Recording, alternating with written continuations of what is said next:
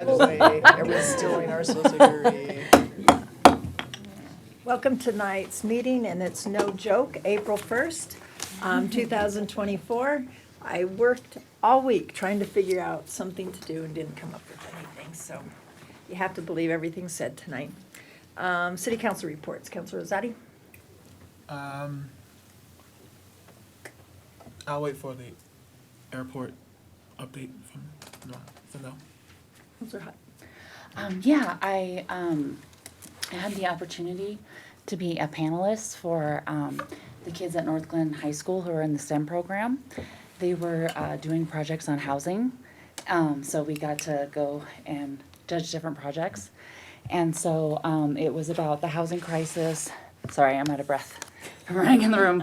But so it was about the housing crisis and solutions that they were coming up with. And so a lot of what I heard from the kids was they wanted more smaller homes. They talked about modular homes to save money. They also talked about multifamily homes and wanting more townhomes and condos, entry level type property. So it was very interesting and very exciting to see all of these kids. They all, I was surprised how prepared they all were and how in depth all their sources were. And it was probably one of the one of my most favorite things I've done so far. I think outside of the things we get to do outside of council meetings. So that was a lot of fun. Yeah. Councilor Carmelia? Yes, I attended the courthouse citizens advisory meeting on Thursday, and that went really well. I am really impressed. The city staff did a great job. The engineers there did a great job. The feedback was quite thorough. There was a lot of feedback and ideas for the courthouse, and so I just want to say a big thank you to everyone who was there coordinating that, because they really took the time to try to figure out how to engage the audience well, and I think it worked fabulously. So that was really interesting. And Brian, who was there, gave me a tour of the courthouse, and that was really nice. I got to see the old part underground, or under the jail, and it was all very interesting. Should go there at Halloween. That's a good idea. That is a very good idea. Yeah, well, I tell you, it really puts perspective into the need, right? Because it really shows you, nothing shows you better than really going there to see it all. So that was very interesting. I learned a lot, and it was really great to hear from everyone who attended, because, again, they had really great ideas, but I'll let the city staff report on those when it's time. But, yeah, it's great. Councilor Ireland? I met with Matt Simmons from Edward Jones, and I walked around the downtown with him, and I met some of the owners of businesses down there. And the number one thing they're concerned about is the parking. And they all would like free parking because their clients are getting $33 tickets and not coming back kind of deal. Some of the businesses are starting to thrive, like the chiropractor. When he bought the business, he was only having 60 clients a week, and now he's getting 200 clients a week. Also, they gave me ideas for the Tattered Cover. They'd love to have a spa there by the hotel. So I met with the bank, branch manager, Origin's general manager, Meredith Whitehouse. They're doing well with weddings and banquets, but they'd like to see more business in the hotel. And I met with the pet vet, and they're seeing about 30 pets a week, so they'd like to grow their business a little more too. So it was really a great experience to meet with them all. Anyway. Great. Councilor Dumont? The only thing I had on my calendar was the court CAT meeting, and unfortunately I wasn't able to make it, so I'm glad that you were able to. I had a work emergency that kept me working until 4:30 in the morning on Friday, so Yep. I honestly kind of forgot that I even had it until the next day because I was at work. So unfortunately I didn't make it, so I look forward to seeing the staff report. Mayor Pro Tem?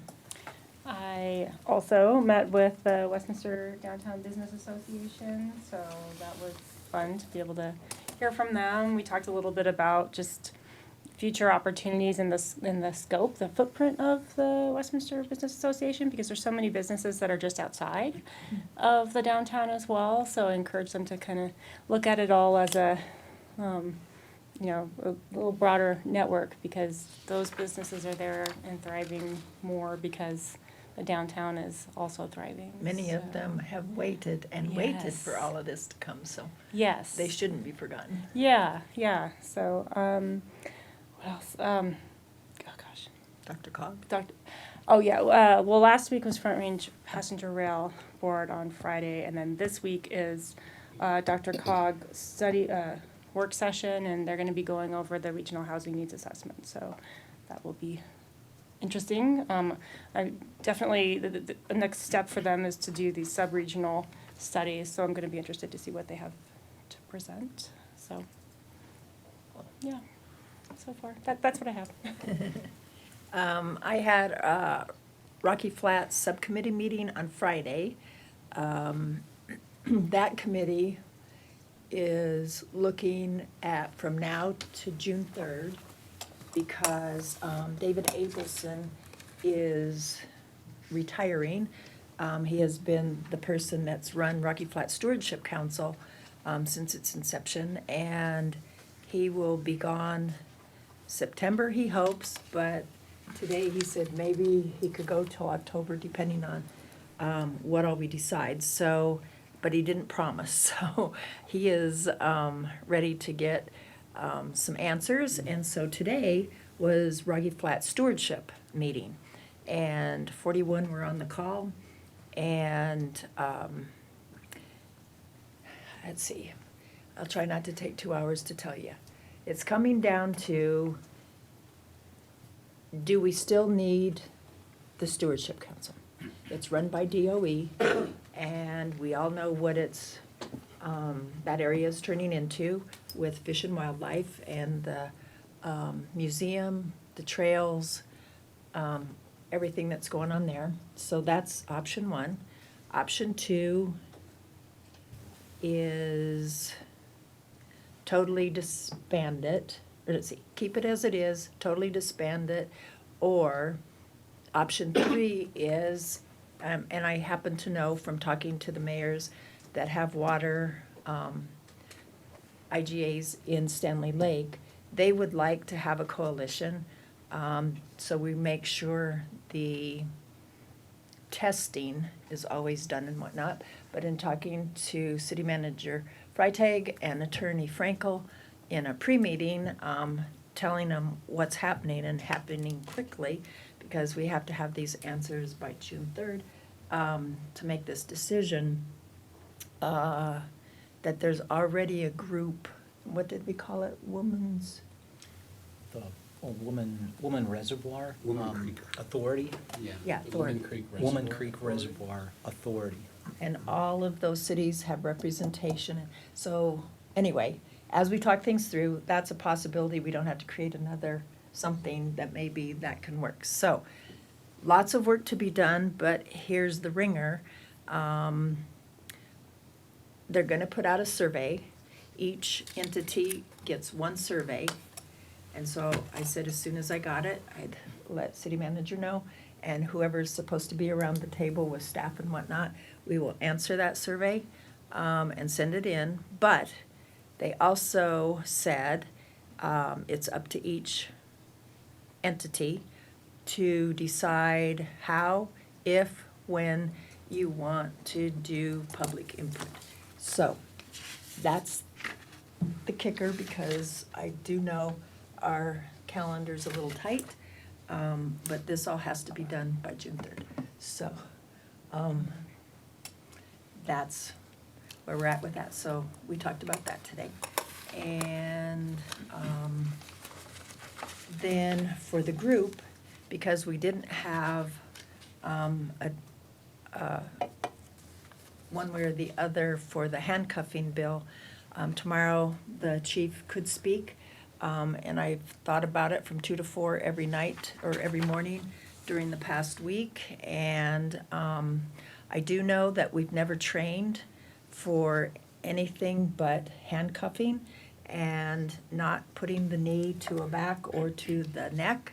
I know that we'll have more injuries to our officers because of what is being proposed. I would assume CRSA costs could go up if that all starts happening, and workers' comp, because it means if our officers are beat up, they're going to have time off and whatnot. And so I just ask for a council that needs to make these decisions for our employees, not the criminals, the employees, to have the safest work environment that they can. We need to always try to walk in their shoes the best we can, and you can do that through, I'm sure, is the chief here today? Yes, yes, ma'am. I'm sure you could ask the chief to come over and watch a training happen, go on a ride-along, see what they actually have to do. Try getting in the shoes of those that protect our citizens. Always can go to the fire and police academies. There you truly do walk in their shoes and get a very good glimpse of what they do each and every day, and what they're putting their lives at risk, hoping to go home each night to their families. And I believe as an employer, we're the ones that need to take care of our employees. So I just ask if any of you that either wanted to amend or said no, have any other thoughts.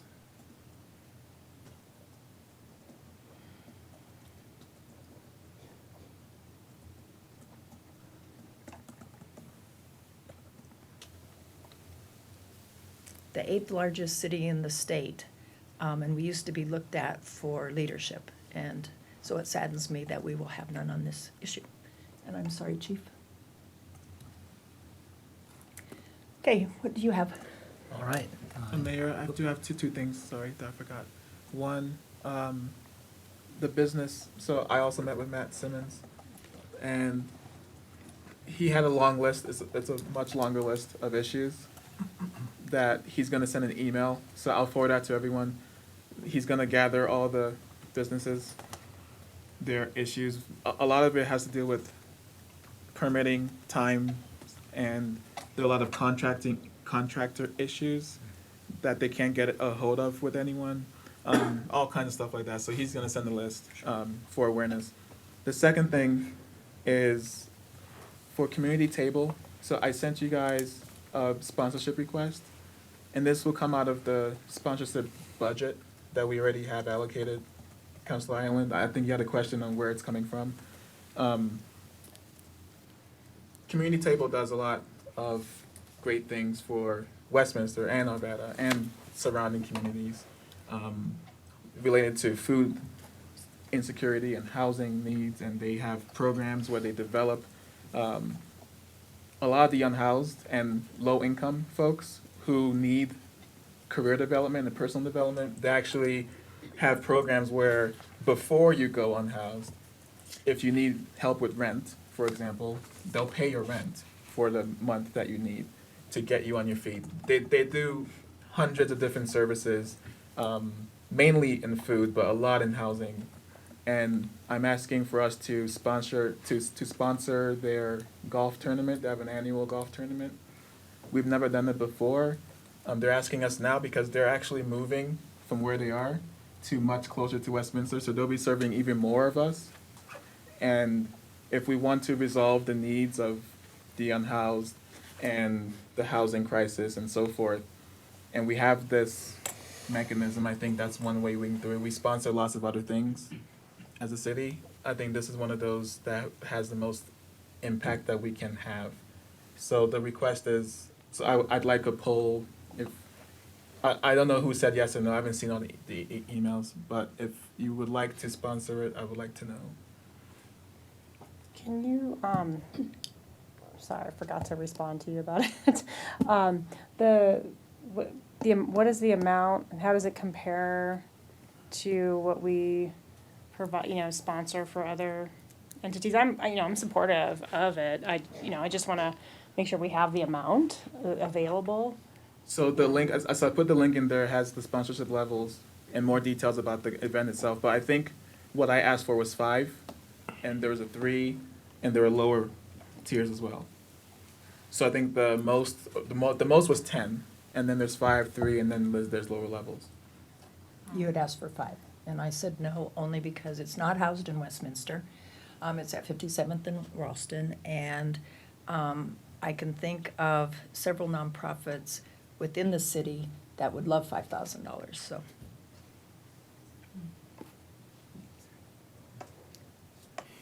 Since you didn't get the poll, I said no for similar reasons. This is, I understand the crossover, but 5,000, when you look at how much we give other entities that are already in our budget, that's a good amount of money. And so I do think there's other entities that if we're gonna add an additional 5,000 to, that I'd see it go to that specifically serve Westminster residents. So that's why I'm a no.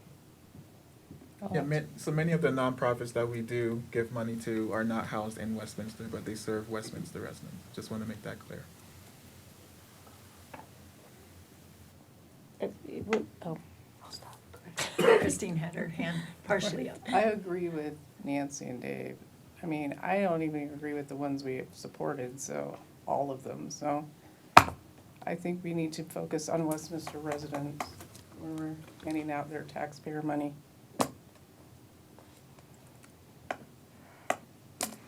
I would say, I know I responded to in support of it. I didn't know that the answer would be hand in hand with the amount. I think that should be up for discussion.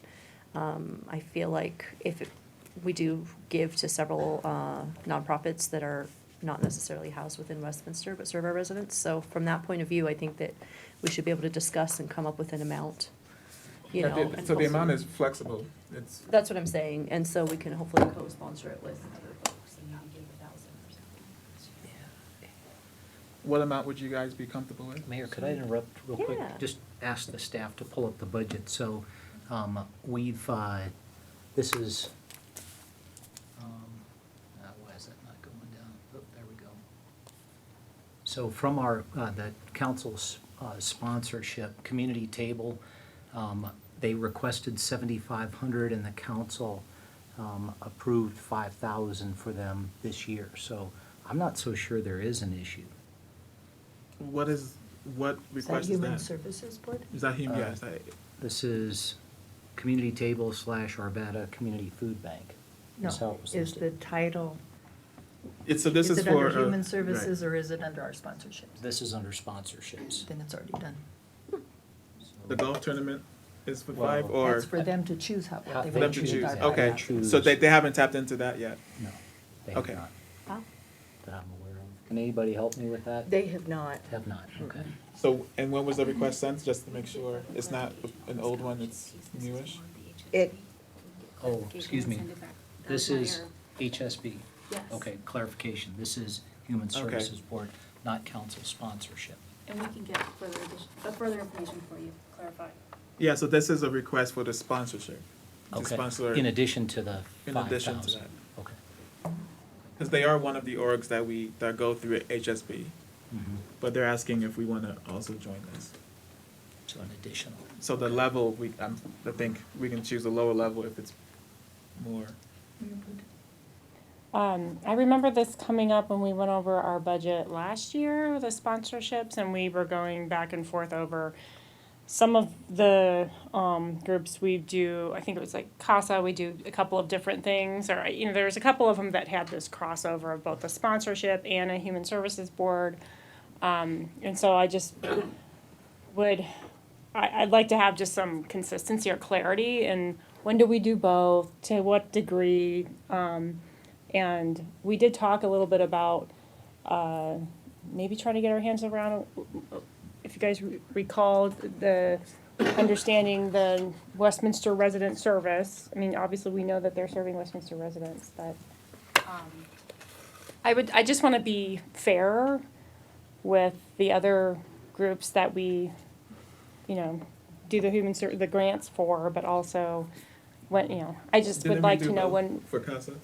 I think we do both, but yeah, I mean, so I just want just some consistency with how we do it, and some parameters for when we might do both versus not. And again, that came up last year, and I just wondering, maybe staff can help us establish some parameters around that when we get asked for, something that's in addition to a grant. Sure, and we can certainly, as part of our budget process, come back, with maybe the way forward.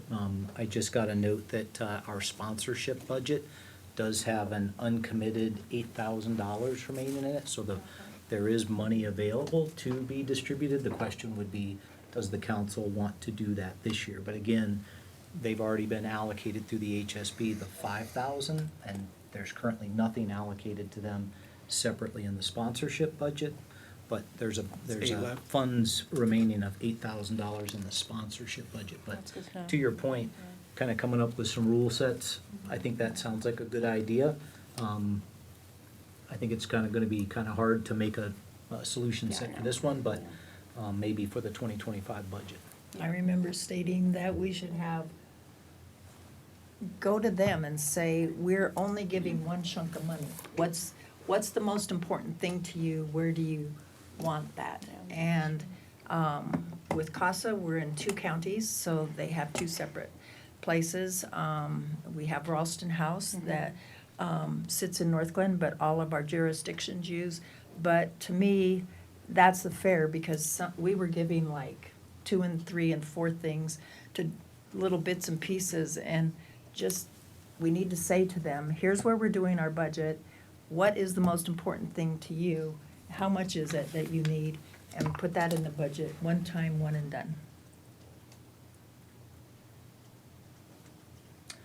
How do we determine if they help Westminster residents or not? It would have From been in this the list grant. that we give. Typically, and I haven't sat on an HSB. What are the review- parameters that the Human Resource Services uses to give money? So there's a very extensive grant application that nonprofits need to apply to. It's very, very extensive, and they show proof, basically, of impact to Westminster residents.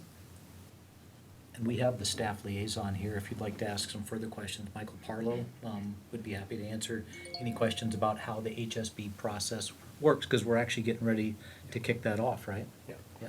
Do you mind sitting at the table Yeah. and introducing yourself? Yep. Hi, everyone. Michael Parlow, Policy and Budget Coordinator and Liaison, HSB. So yes, you're correct. In the application process, there's a supplemental questions, and it's related to how many Westminster citizens that they serve. It's an estimated number. So that's part of the process. They tell us how many Westminster folks that they serve, even if they aren't residing within Westminster. And how do we determine the budget at $130,000? Is that just a number we come up with out of the blue, or? That I'm not sure of. We've I'd had like to know that, too. 130,000 since I've become the liaison. It's been for And- several years. And the answer is that the city has historically given about 130, and so that's been the pot of money that council over the years has been comfortable distributing in support of community needs. And so there's a whole list in the budget of where the HSB, reviewed applications, how much they asked, how much was distributed. And so in this case, Community Table in the HSB process asked for $7,500, and the council approved the $5,000.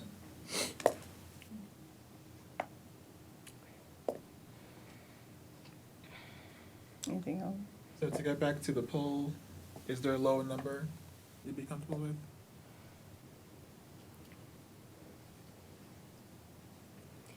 I think this is, I'm sorry, I'll just say, I think this is tough without having all the other organizations that we give to, et cetera. Seeing as we don't have that process, I completely agree that we need one.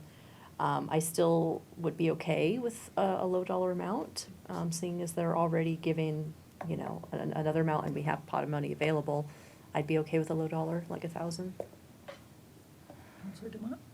I will say, when this came up, I remember this coming up as well, and I had similar concerns. It did make it through the budget process, but so many things that are in the budget, you either vote yes on it or you vote no on it. You don't get to pick and choose when we come down to it. So With that being said, if you did something lower like 1,000, I may be willing to support it, since we give them money somewhere else.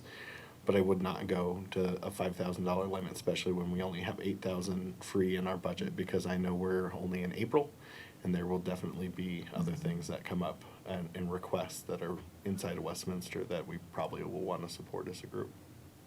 Is there support 4,000? I hear 2, 3, 4. Okay, cool. Thanks. And one more thing, Mayor.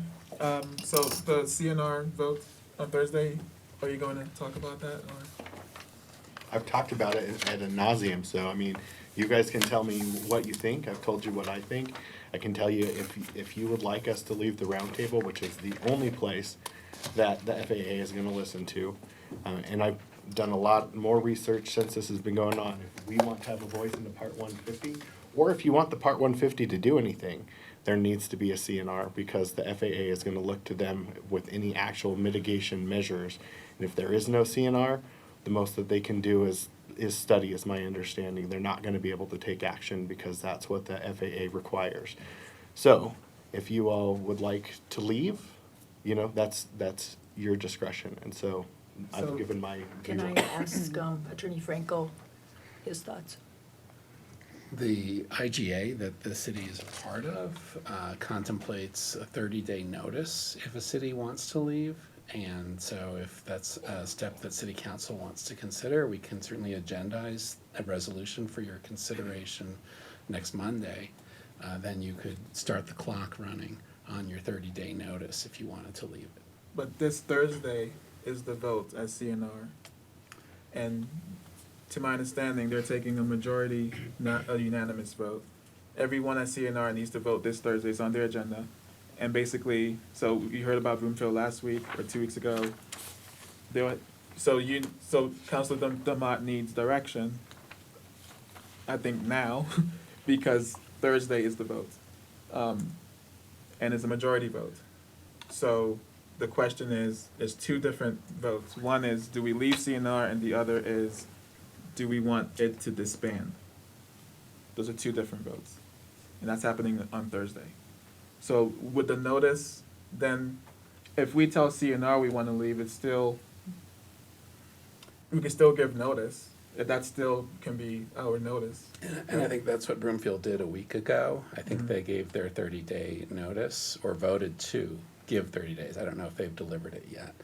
The dissolution of the CNR is addressed in the IGA, and you're right, it's a majority of members could vote to dissolve it. The other way it dissolves is if it gets down to 4 members. So I think it's at 7 right now. So if 3 cities were to leave, then it would dissolve. So I think the question tonight is, do we want to give Councilor Demott direction to leave? Because he needs to know before Thursday. Well, I think the leaving decision is a city council decision. I suppose if you're asking, should they vote on Thursday to dissolve the CNR? Maybe that's the question to tell your representative that there's the will on or a majority on council that desires to dissolve the CNR. What Broomfield said was both. They said we want to leave and we want the CNR to dissolve, and they gave that. This agendized, the CNR piece is for everyone needs to vote. So I don't understand what you're saying. I think it sounds like the vote would be to dissolve the CNR. It's both. Broomfield may well have agendized both questions on last week's agenda and then voted to both give 30 days notice and give their message that they would support dissolution of the CNR. But neither one of those is on our agenda tonight. But I think if you want to direct your representative for the Thursday meeting, one direction you could provide would be whether or not Westminster would be inclined to vote for dissolution of the CNR. And if you wanted to have a resolution withdrawing on next Monday's agenda, that's something that we could also agendize for city council's consideration. So you're saying we cannot give direction on us leaving until it's agendized for us? council hasn't voted to withdraw from the CNR. So we would put that up on a resolution for your consideration on Monday. So what happens on Thursday? That's a separate meeting, so that's the CNR's meeting, at which time I suppose they'll discuss Broomfield's decision. And if they're going to poll the members, the 7 cities who are still on the CNR, as to whether dissolution is appropriate, I suppose they might do that. So what if they ask for if you want to stay or not? Because can't they still ask for it even though we haven't, they don't know our process? Like, so wouldn't CNR want to know, do you want to be in CNR or not? Well, I think if there's support to dissolve the CNR, that's sort of implicit. It's implicit? That And do there we know wouldn't for be sure a that's CNR. what the agenda says for CNR? Do we know what the agenda says? You can pull it up if you like. I just want to make sure we don't leave here without direction if they need direction. And I believe there's 8 members in the CNR, not 7, but. The agenda is called to order, approval agenda, approval of minutes, public comment, financial update, roundtable member withdraws from RMMA, CNR, and possible termination of IGA, committee and board reports, and then to adjourn. So it's both. It's not on there. There's not a question of dissolution. Wait, It just says roundtable withdraws from the RMMA, CNR, and possible termination of IGA. That is the agenda. Happy to forward this to you if you like. so that's both leaving and termination. Is that, I thought it was just, is it termination of the IGA just with that withdrawal, with this community that is withdrawing? Or is it termination of the actual IGA? Just With forward it all- to you. You can. Quick question. I requested an executive session to thoroughly get all of our questions answered. Did we get that scheduled? We're looking at the first 2 weeks in May, Counselor. You can- So there's that a was lot more RMMA. in But we, there if you- we knew at the time that this was moving on a faster train, but subjects that we were looking to address would be certainly lead, continuation of that conversation for the council, the removal of the runway that's in question, Jeffco's plans to expand RMMA, and then certainly, CNR, but as we discussed last time, that is moving on a fast train. Also, just want to say that a Part 150 study doesn't require a CNR. The airport can do it on their own. If you want to argue that with the FAA representative, that is the direction he's given to the commissioner and the airport, have at it. I'm telling you what I have been told, and that came from the FAA representative that covers the area that RMMA is in. So Attorney Frankel, given that you heard the agenda, what do we do then? I think the agenda, to your questions, could be a discussion of Broomfield's choices, or it could be potentially viewed more broadly as should the IGA be terminated that created the CNR. So, not being the author of the air agenda, I guess there's some question. It might be a discussion of Broomfield's choices. If you want to direct your representative to make a statement at that meeting, you can. It doesn't sound, though, from what he just read, that is a discussion of Broomfield's choices. It sounds like it's a, did it say Broomfield? No, it's a roundtable member withdrawals from the, sorry, I had to see it, I'm not good with the cognitive, like just listening. Withdrawals from the RMMA CNR and the possible termination of the IGA, which is not overly clear. I'm guessing maybe it's the umbrella IGA. When I first heard, I guess my brain was too much thinking of just Broomfield, but maybe it's broader. I mean, I've heard too, that, Well, as I shared at the last meeting, the conversation was whether or not the CNR should continue. Yeah. That was a conversation point. but there was not like it was like you should talk to your cities and see what everybody wants to do. I think everybody's pretty frustrated that one member decided to vote against all the work that we put into, that tens of thousands of dollars worth of research before the FAA even got to speak on it, which I'm still frustrated about, but. I'll just comment on what I think I know. I will echo your sentiments. I strongly agree with you. And unfortunately, this is where we are because one member did not choose to go ahead with the information that we had. Now we really essentially don't have much to show for it from the CNR. I believe that if the IGA dissolves, that only then can there be another group that the FAA can engage with the community. And so I think that that would be the next path forward, and I think that we can't get to that path until the current IGA dissolves.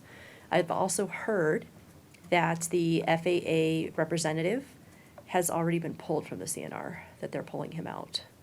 And so that tells me that we might not have direct communication with the FAA through this anyway. So that's leaning me in a different direction than I was before. I still believe that, how do we communicate with our other neighbors? How do we communicate with the FAA without the CNR? I believe that we need the CNR. And it's unfortunate that overall different members of the CNR have decided that they don't need it. I think that's unfortunate. But at this point, I'm kind of leaning towards how effective can we be now that certain members are missing, including possibly the FAA itself. So I'll just say that in my opinion, so my position on this is the CNR, to your point, if you look at it from a longer scope of the last several years and what it's purported to do versus what it actually has done, I think it's an appeasement, really, of the public, of the community, because it exists. The community is they're told, well, just talk to the CNR, right? When they have different issues and they go to different jurisdictions, different stakeholders. There are better alternatives, I believe. Even our Congress people have said, okay, well, there's legal action. That's one option. If that's too extreme, there's congressional action. But congressional action today is talk to CNR. Right? If there is no CNR, then I think that adds a lot more accountability to our Congress people and other stakeholders. I think there are working groups that could be formed besides CNR where we can have real conversations across the cities and form real solutions as working groups versus an entity that, in my opinion, just hasn't been productive. When we know that the airport has increased operations by 47% in just the last few years, and 80% since 2018, and they're planning a new taxiway that's going to add 35,000 operations per year. That's after all of this stuff that we've been talking about for years, after all of the community feedback, after all of the resistance and the frustration of the lead and the noise. They're approving this new taxiway that's going to add 35,000 per year.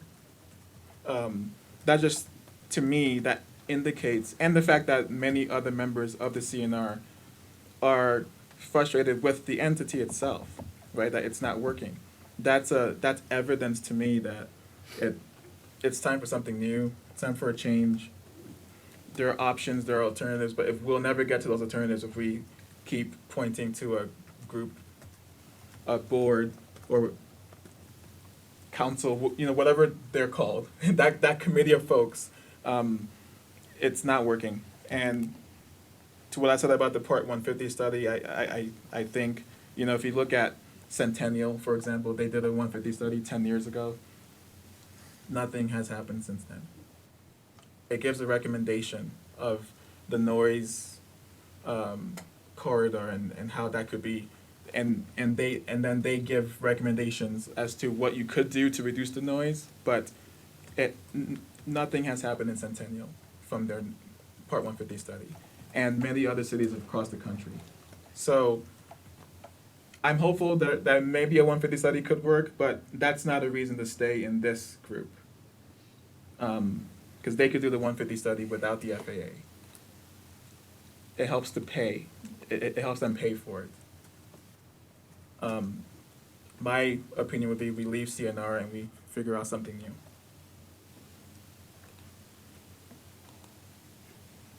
I agree with Counselor Zadi. I don't think that it's been totally ineffective, in my opinion, because if one can vote against it all and nothing happens, that's not, it should be a majority that not one vote can change it. So I agree with him that we should leave it and form something else, or at least listen to the citizens that have to deal with it every day.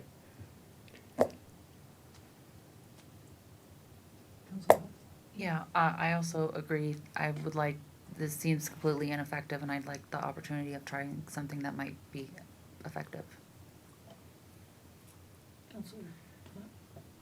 It's, you have 4 votes now to say to leave it, so you guys can decide which one of you delivers that on Thursday, because I resign officially as the representative, because I think that if you really want to waste time, go fight where you can't fight, where they have no authority over it. I've heard a lot of stats that were given to us and emails by people who don't want the CNR to succeed. I've been here at this longer than anybody at this table, quite frankly, so I've seen the hard work. And the federal government goes a lot slower than I want it to. I'm a small government person. I think that the government consistently shows to be ineffective across the board. But unfortunately, when it comes to the FAA and the airport, they are the governing body. To say that Congress has said go to the CNR, that is just not true, because our representatives have taken action. They have done things, and it was really against some of the work that the CNR was doing as far as I'm concerned. The city of Westminster, since I've been here, we have been diligent and dedicated into trying to make this better for our residents. We've brought CDPHE in. We've talked to our federal delegation. I know that Congresswoman Pedersen, when she very first came and met with me and the mayor at this very table, it was something that she took on, and she took it seriously and wrote a letter. So I'm not going to be the one who goes and takes the voice away, so you all can decide who's going to be the liaison to go do that. But you have that right with 4 members, and I respect that. So you guys can figure out who's going to deliver that message on Thursday.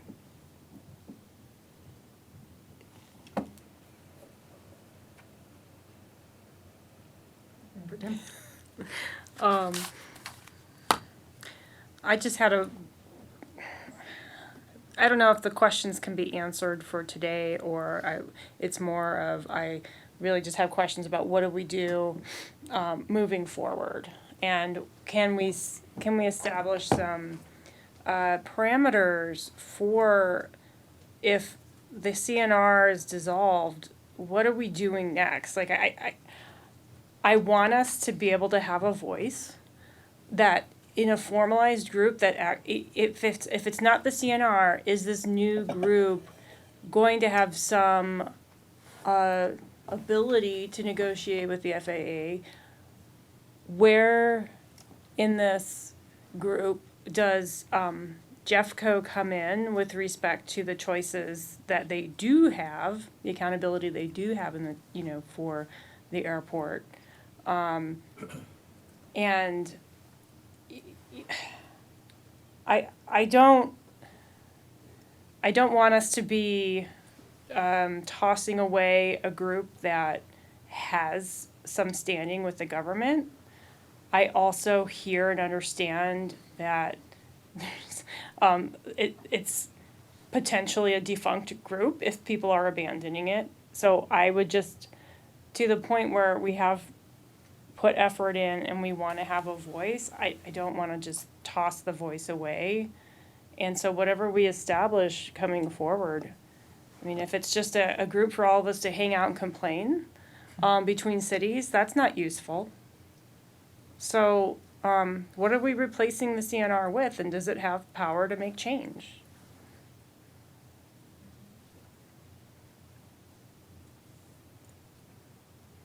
Yes.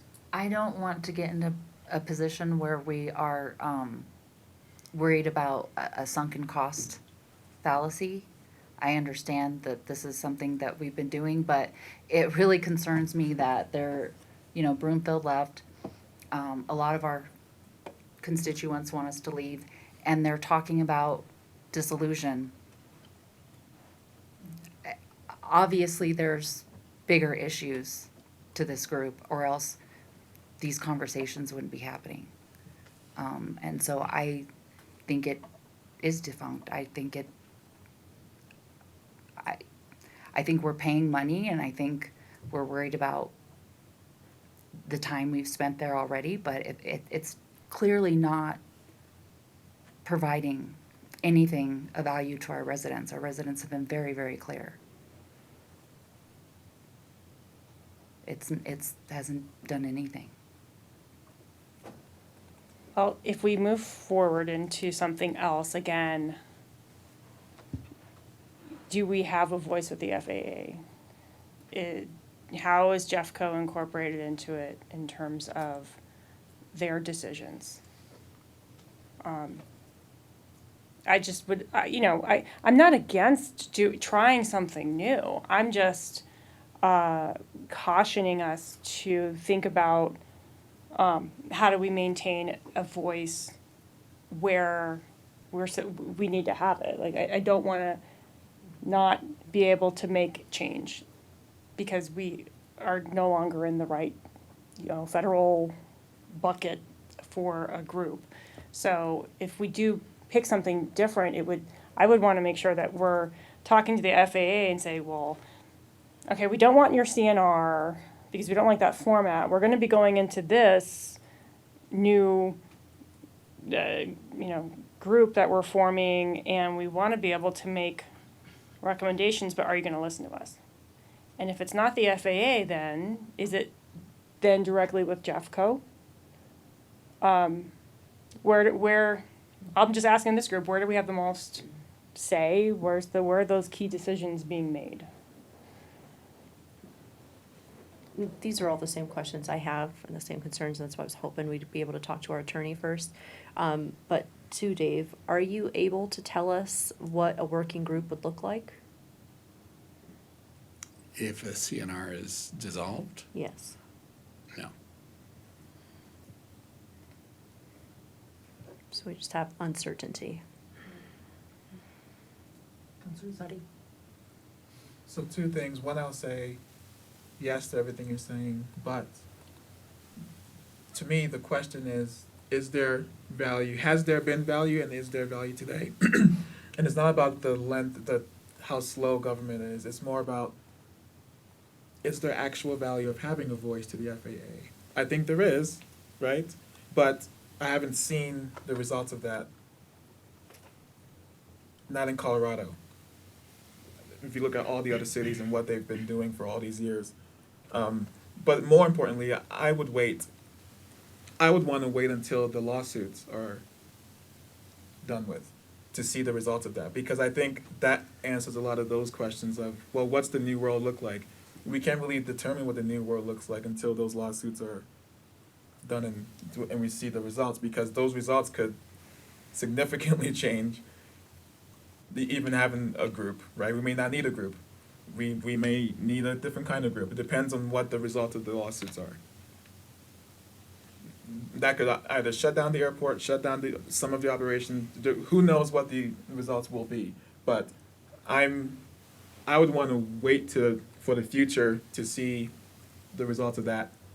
But in the meantime, we shouldn't be paying thousands of dollars to a group that is defunct. Councilor Carmelia?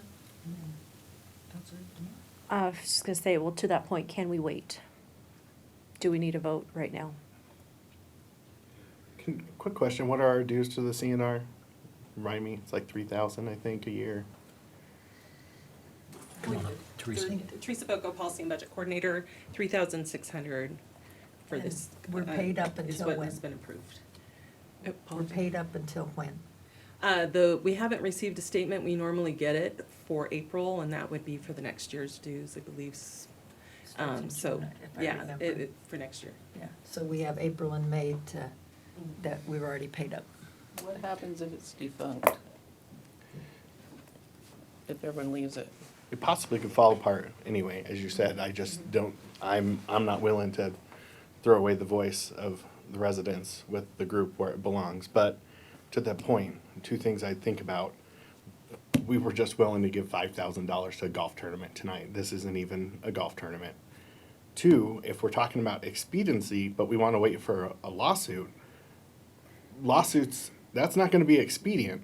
And even if they're successful in that lawsuit, they're more than likely, I would imagine, are probably going to be appeals to that, which I think we're all familiar in our roles, how long that all can take. And so in the meantime, instead of getting work done and trying to talk to the entities that we should be talking to, nothing happens.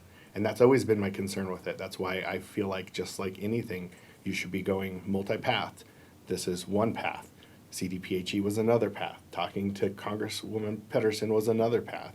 We have been trying to take multiple approaches. Councilor Carmelia had asked staff for a report. I support that. I think that's a good idea. I have asked staff, what are some of the alternatives if we keep hearing that I'm wrong about the FAA. So I'd love to hear what those other things are, because much like Mayor Pro Tem, my whole goal is to make sure that we have a voice where it counts, because we could all sit around and complain about it, but what good does complaining do if we have no authority to do anything about the complaints? And so, as frustrating as it's been, that's the whole reason we even went back to the CNR after we left, is because we were told this is the only place that you're going to be able to affect change. And oh yeah, by the way, then you're going to hurt your neighbors if you don't participate, because the FAA. And so again, this could all fall apart, and that's why I'm so frustrated with what Boulder did, and Broomfield, quite frankly, because just like when we left, that means that our community isn't going to have a voice if it does fall apart. I hope that they can find another way. I hear that there's talk about what something in the future looks like, but I have to imagine that's all going to have to be approved by the FAA. Councilor Hott? Yeah, I just want to point out that during the time that we've had a voice, the airport has continued to grow, and there has continued to be more flight schools, and there's continued to be more noise. My response to that, just since you bring that up, is just like there's more traffic on the streets, there's need for transit. I don't believe that you're gonna. I don't know if the goal is to stop air traffic. I think you're going to continue to be frustrated. The question is around how can you mitigate the sound? How can you mitigate health risks? I don't think that we're going to stop airplanes from flying. And quite honestly, if you look at air traffic across the metro area, we live to, what did DIA tell us? That there were top 5 busiest airports in the world?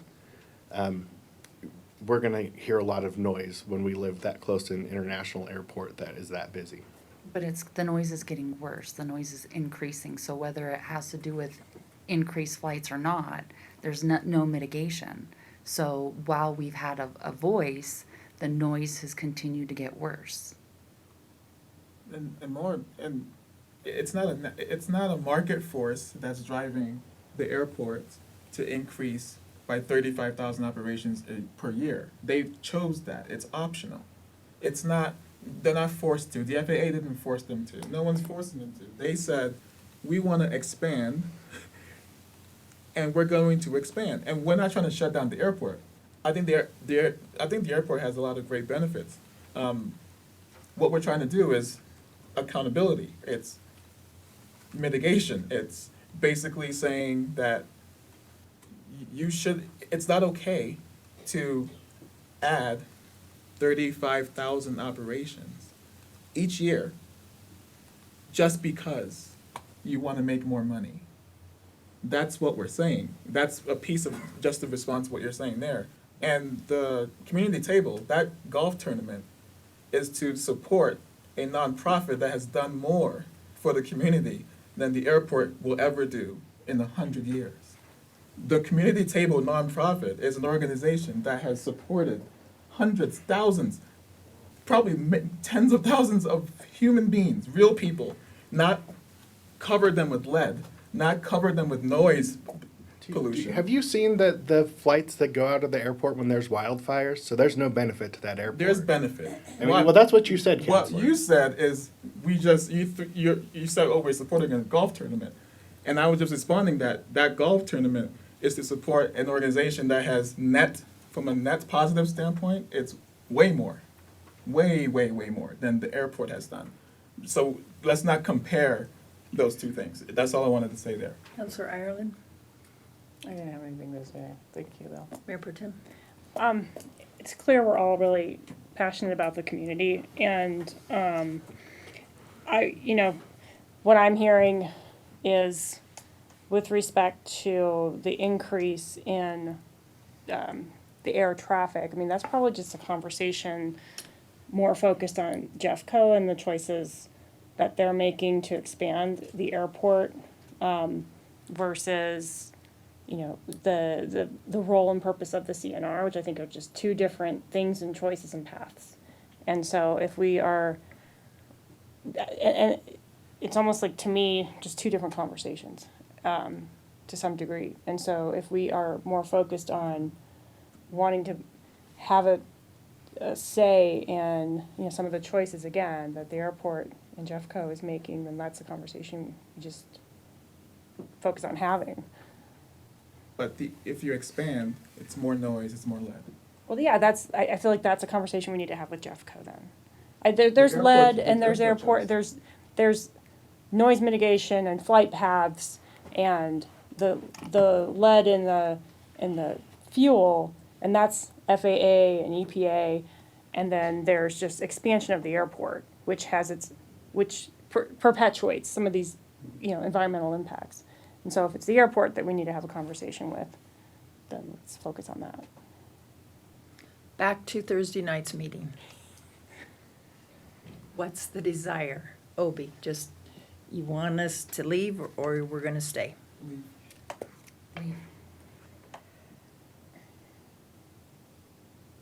I feel like I don't have the information I need to make this decision, and it's beyond frustrating. I also feel like we have to make it tonight. I'm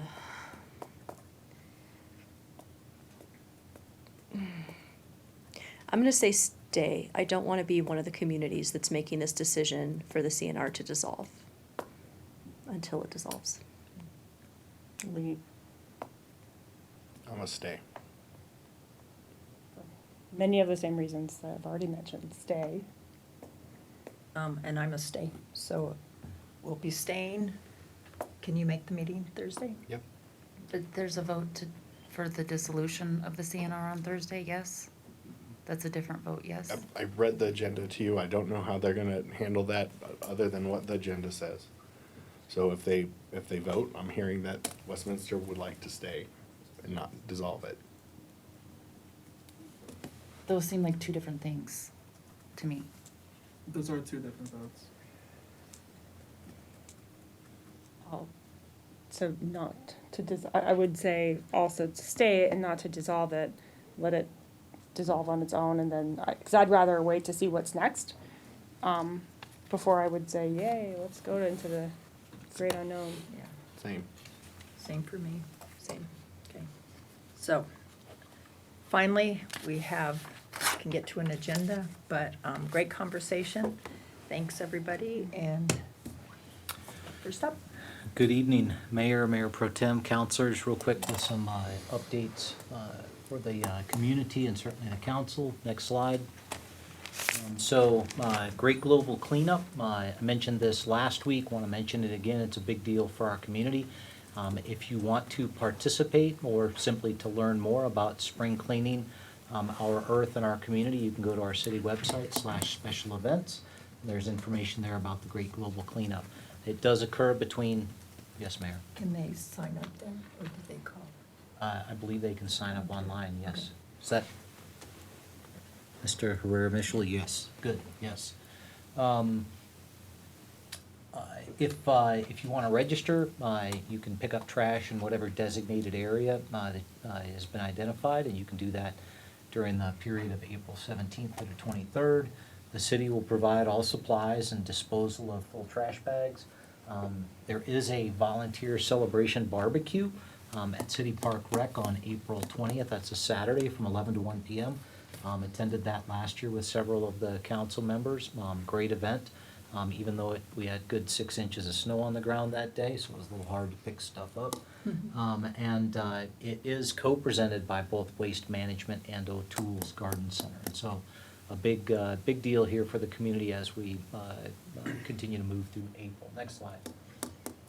Yes, Counselor. I'm sorry, I have had a request from some residents that would like to know what areas, that would like to participate in the global cleanup, that would like to know what areas of the city would be best for them to go to. I've been meaning to ask you or staff to send that my way. Could you? Yep, we will Thank you. do that, absolutely. Yep. Westy Wind, so St. Baldrick's Day, we mentioned that last meeting, but I wanted to kind of follow up and let everybody know that the event raised $16,000 for childhood cancer research. It was a week ago yesterday, so Sunday, March 24th, partnership with the city, the Yacht Club Salon, and a great event for the community. Yes, Mayor? Can I just share? The young lady I had the honor to have a picture with is one of our officers' daughters who is undergoing cancer treatment.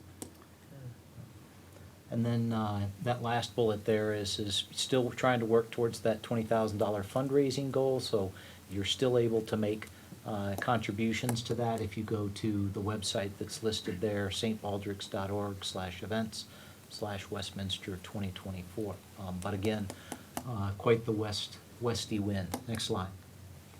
Another Westy win, 2024 Mountain Range Unified game, and so this is a game between school kids and our school resource officers. And so that happened this past Wednesday, March 27th. The school resource officers got smoked 94-15. And so, More than yeah, smoked. more than Woo. smoked. So pretty impressive there that the team works very, very hard to develop relationships with the students and certainly their families. A great, again, event for our community and certainly a Westy win. Next slide. Some things to know, special permits and license board meeting Wednesday this week, April 3rd, 7 to 8:30 p.m. has been canceled. And our next city council meeting is Monday, April 8th, beginning in here at 6:30 p.m. Next slide. No information only items this evening. Next slide. And as always, want to be accessible, responsive, transparent, accountable. If you contact that number on there, 658-2006, certainly that will come into the city manager's office. You can email me directly. My email address, mfreitag@westminsterco.gov. Encourage you to like us on Facebook, check us out on Instagram, follow us on X, or ring our bell at next door. Pending any questions, that's all I have this evening. Any questions? Okay, Thanks. good, all right. So, Mayor, our first presentation is an update on a piece of legislation that's being considered by the Colorado General Assembly, and so I'm going to ask our Policy and Budget Administrator, Aaron Ferreter, to give us an update, please. Welcome. Thank you. Good evening. Erin Ferreter, Policy and Budget Administrator. To date, 671 bills have been introduced, and staff have reviewed 139. Staff have identified one piece of legislation for which staff is recommending a formal position. Staff utilize the legislative policy as a guiding document when reviewing and analyzing bills that have an impact on city's interest. When significant legislation is identified, staff provides City Council with a brief summary of the legislation and a proposed official city position that is consistent with the principles of the legislative policy statement. Tonight, staff are recommending a support with amendments for Senate Bill 24-174, Sustainable Affordable Housing Assistance. The bill requires that the state and local governments conduct comprehensive housing need assessments and master planning to increase the availability of residential housing. The legislation, as proposed with the proposed amendment, supports the city's carefully planned efforts to increase housing stock in a reasonable and sustainable manner. Any questions? See none. Okay. So everybody's good, support with amendments Yeah, as I thought the- outlined? I thought the suggested amendments were good, so. Thank you. All right. Thank Got you. that, good. Okay, Mayor Pro Tem, councilors, our next presentation is a discussion on funding of the drinking water facility, and this is kind of our next step in all of that process. And so I'm going to turn it over to Deputy City Manager, Chief Financial Officer Larry Dorr, who will lead the discussion on this topic this evening. So, Larry, go ahead. Thank you, Mr. Freitag. Once again, Larry Dorr, Deputy City Manager and Chief Financial Officer. I'm joined with Professor Todd Ely from CU Denver. I'll introduce him as our guest here in just a moment, but just let me run down our purpose tonight and some of the things that we're hoping to do is first, I'd like to give a background and review of what's been discussed with the City Council on this subject over the last number of months it's been now, just to bring everybody to the same place so that we're all up to date on the most current information and the history of this. I'll also describe the due diligence and all the work that's been done to review federal programs relative to the financing plan for the drinking water facility. Professor Ely, I'll introduce him and read his biography here. And our city has benefited in the past from partnering with academia from CU Boulder or CU Denver to understand sort of the lay of the land and bring in some independent, objective points of view for your consideration. And we hope that's a value add for the community. We'll have the staff's recommendation and then seek City Council's direction on three things toward the end.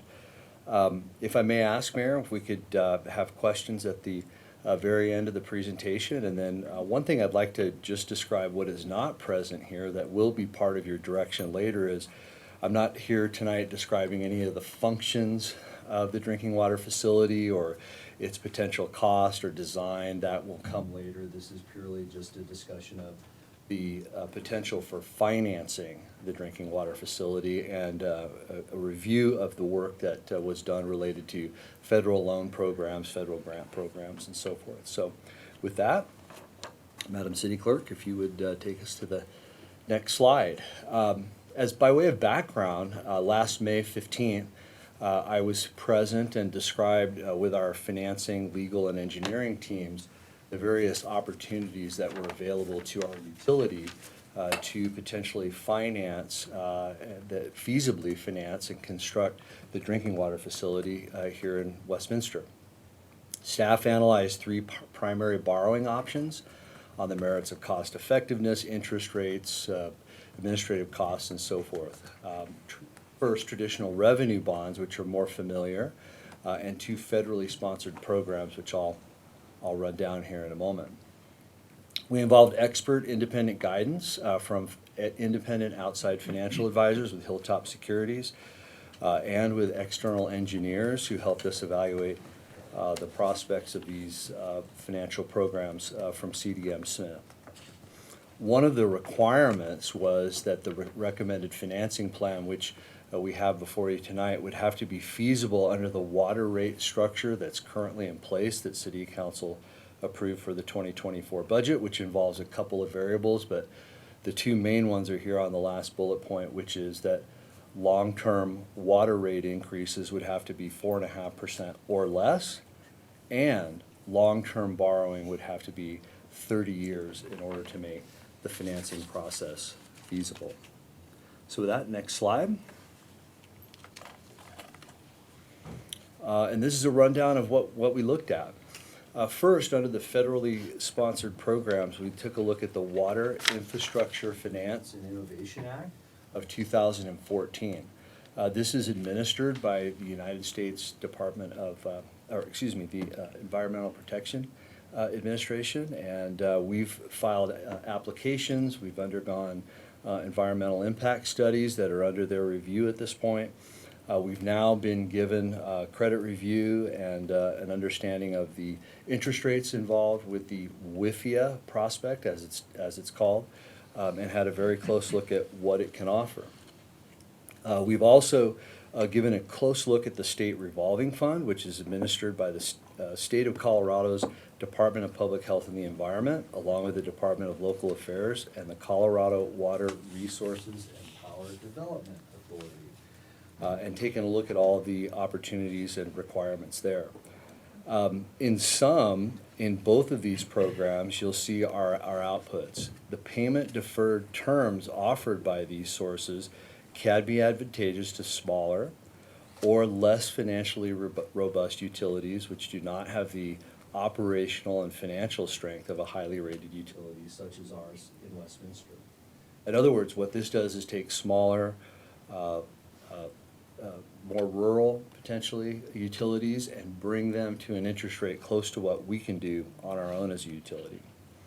Neither program can fully fund the drinking water facility. So this would involve our city still having to undertake, spend money, time, and effort to finance revenue bonds to backfill the rest of what these programs can't do. And that always involves co-financing risk. If one only can fund so much and the other can't fund the full gap, that leaves a gap in our financing which impacts our construction timing and construction costs. So that co-financing risk is something for consideration that was a concern. The utility would be subject to federal audits under these programs. Each one has restrictive procurement requirements that would require us to pay attention to that and expose potential costs to the project.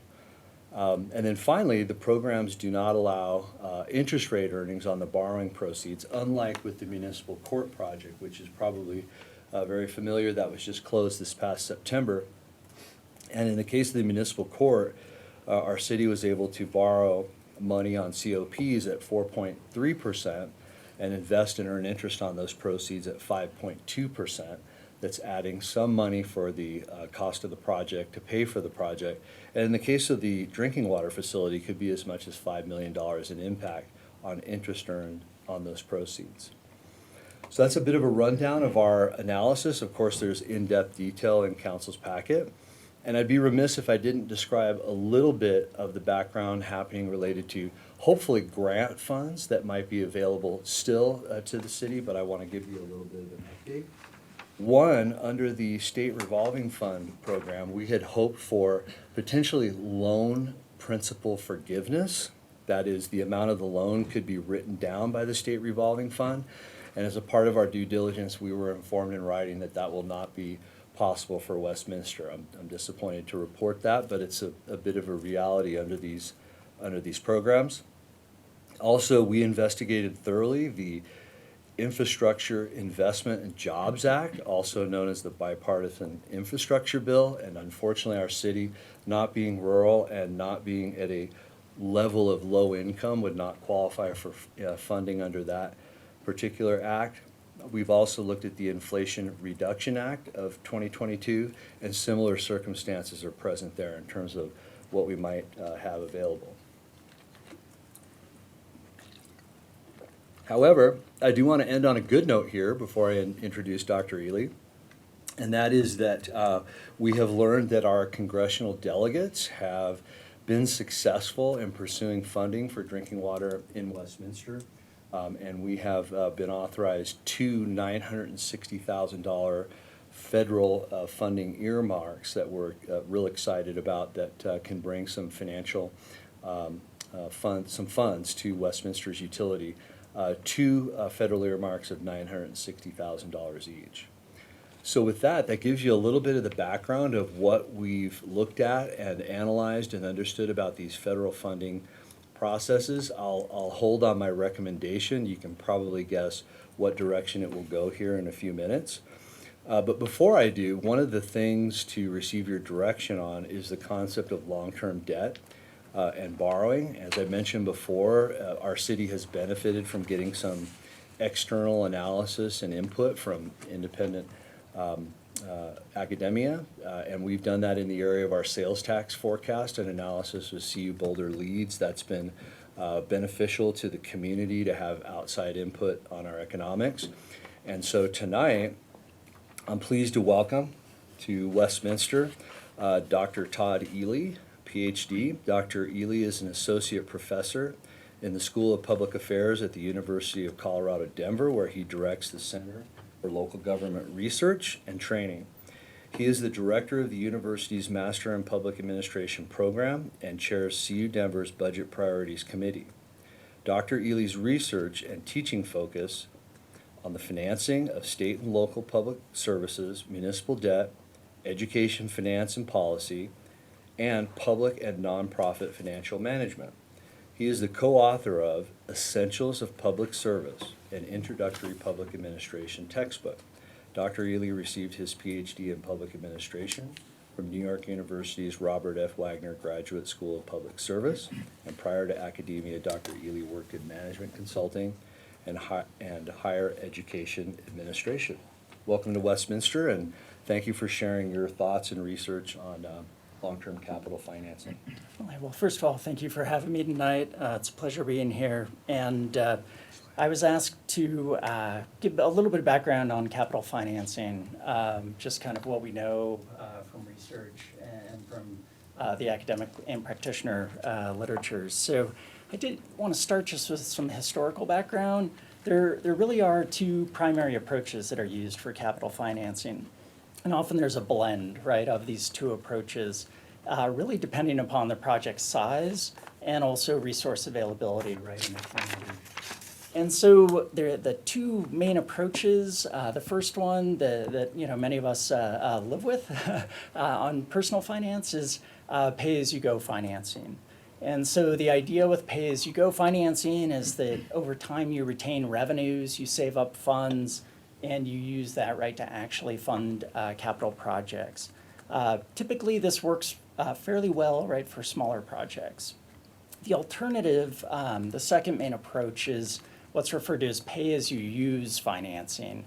And in this case, right, long-term borrowing is used in order to finance the capital projects. And pay-as-you-use financing is often, used for larger projects, larger capital projects. And so I'll try not to bore you with too much history, but following World War II, governments in the U.S. Generally shifted to this pay-as-you-use model, right, using long-term borrowing. And there's a number of reasons for that, historically.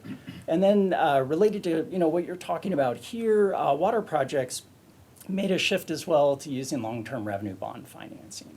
So that's just a little bit of background about the main approaches.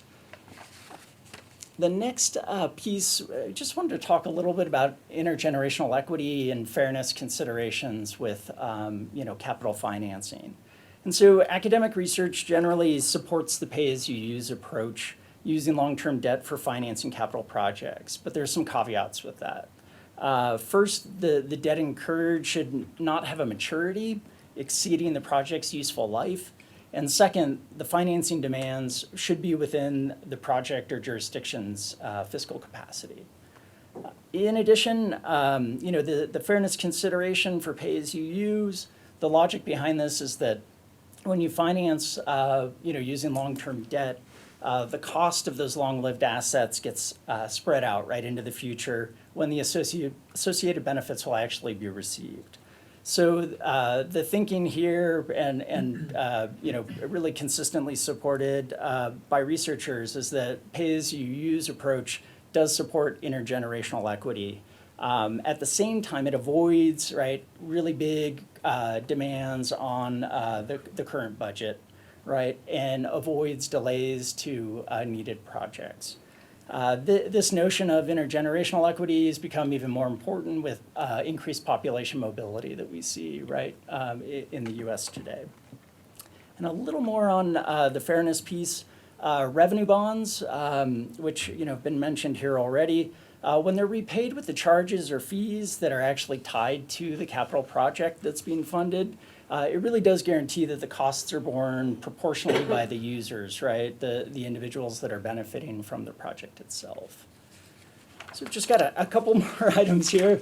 Really just to conclude, big picture, when we talk about pay-as-you-use financing, it's very common both nationally and in Colorado, especially for large essential service capital projects. What it avoids is having past and current residents completely fund a project that they may never fully benefit from. So that's really kind of the crux of the fairness argument with long-term debt and revenue bond financing. The other important conclusion here is that the financing term should approximate the useful life of the project, while still fitting into the norms of the municipal bond market. And so, the 30-year maturity has been mentioned. That's quite common, right, for utility debt in Colorado and in the broader bond market. So just to finish off with a little data to bring to this topic, this is just a chart that shows utility debt over the last 3 years. The first kind of three groups of bars are Colorado specific, and it just shows, right, the most commonly used maturity term is 30 years for utility debt in the state. You can see there were 21 issues, about $2 billion. Arvada, Aurora, Centennial, Colorado Springs, Denver, Grand Junction are examples of the jurisdictions that borrowed, using this term. Right, you also see the 20 to 25-year term, less popular, and then the less than 20-year term, even less popular, right, for the utility debt.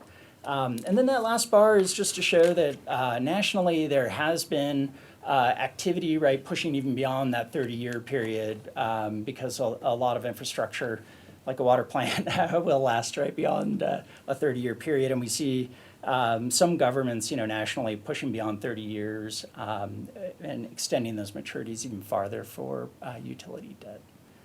So with that, thank you so much. Hopefully that's a helpful background on the topic. Thank you, Professor. We'll continue on and get to our recommendation and then answer any questions that the City Council may have. So the recommendation is to pursue 100% of the debt portion of financing with traditional revenue bonds. We're estimating approximately 25% in cash, and Professor Ely described that sometimes there is a bit of a hybrid there, and that's a target ratio yet to be determined once the cost is better known and we can reformulate and understand the financial position of our cash in the utility. But clearly, any debt should be traditional revenue bonds. The debt rating of the city utility is extremely high, provides for revenue bond interest rates that are comparable to the federal program. We're anticipating remaining AAA Standard & Poor's and AA plus Fitch. Second bullet, the utility enterprise under any circumstance would still need to issue revenue bonds in combination with any of the federal programs. One debt issue versus two mitigates the potential risks in financial markets and we think decreases issuance costs, legal and financial costs to issue the bonds and or any federal program. And then finally, the recommendation is to issue 30-year revenue bonds in combination with the accumulated cash in the utility to fulfill the vision of building the facility. So with that recommendation, staff is seeking the City Council's direction. Mayor, we'd be happy to answer any questions, of course, but we're seeking the direction on first undertaking revenue bond financing plan, not federal programs, meaning the WIFIA and the state revolving fund programs. We would not pursue those any further.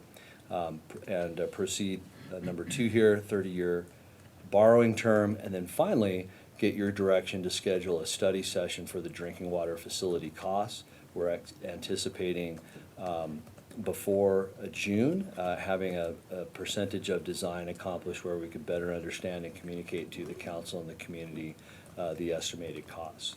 Thank you. Questions?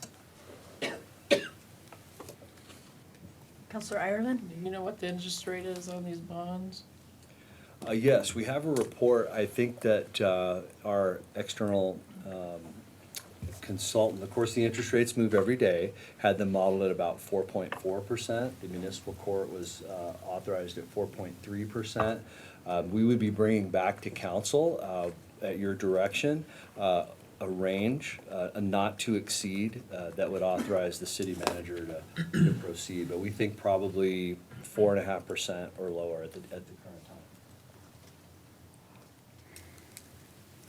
Mayor Pro Tem.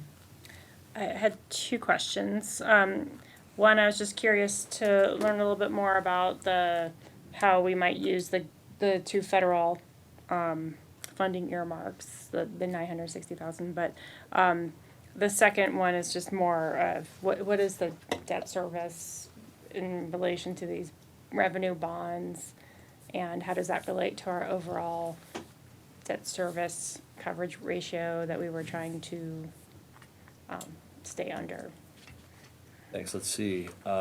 First, regarding the earmarks, I'd like to just follow up with a little bit more detail, perhaps at the future study session on drinking water facility costs, just to let our project managers address that, what the earmarks will be. And I know that they were described in a bit of detail in the request to the congressional delegation, so we'll have a look at that.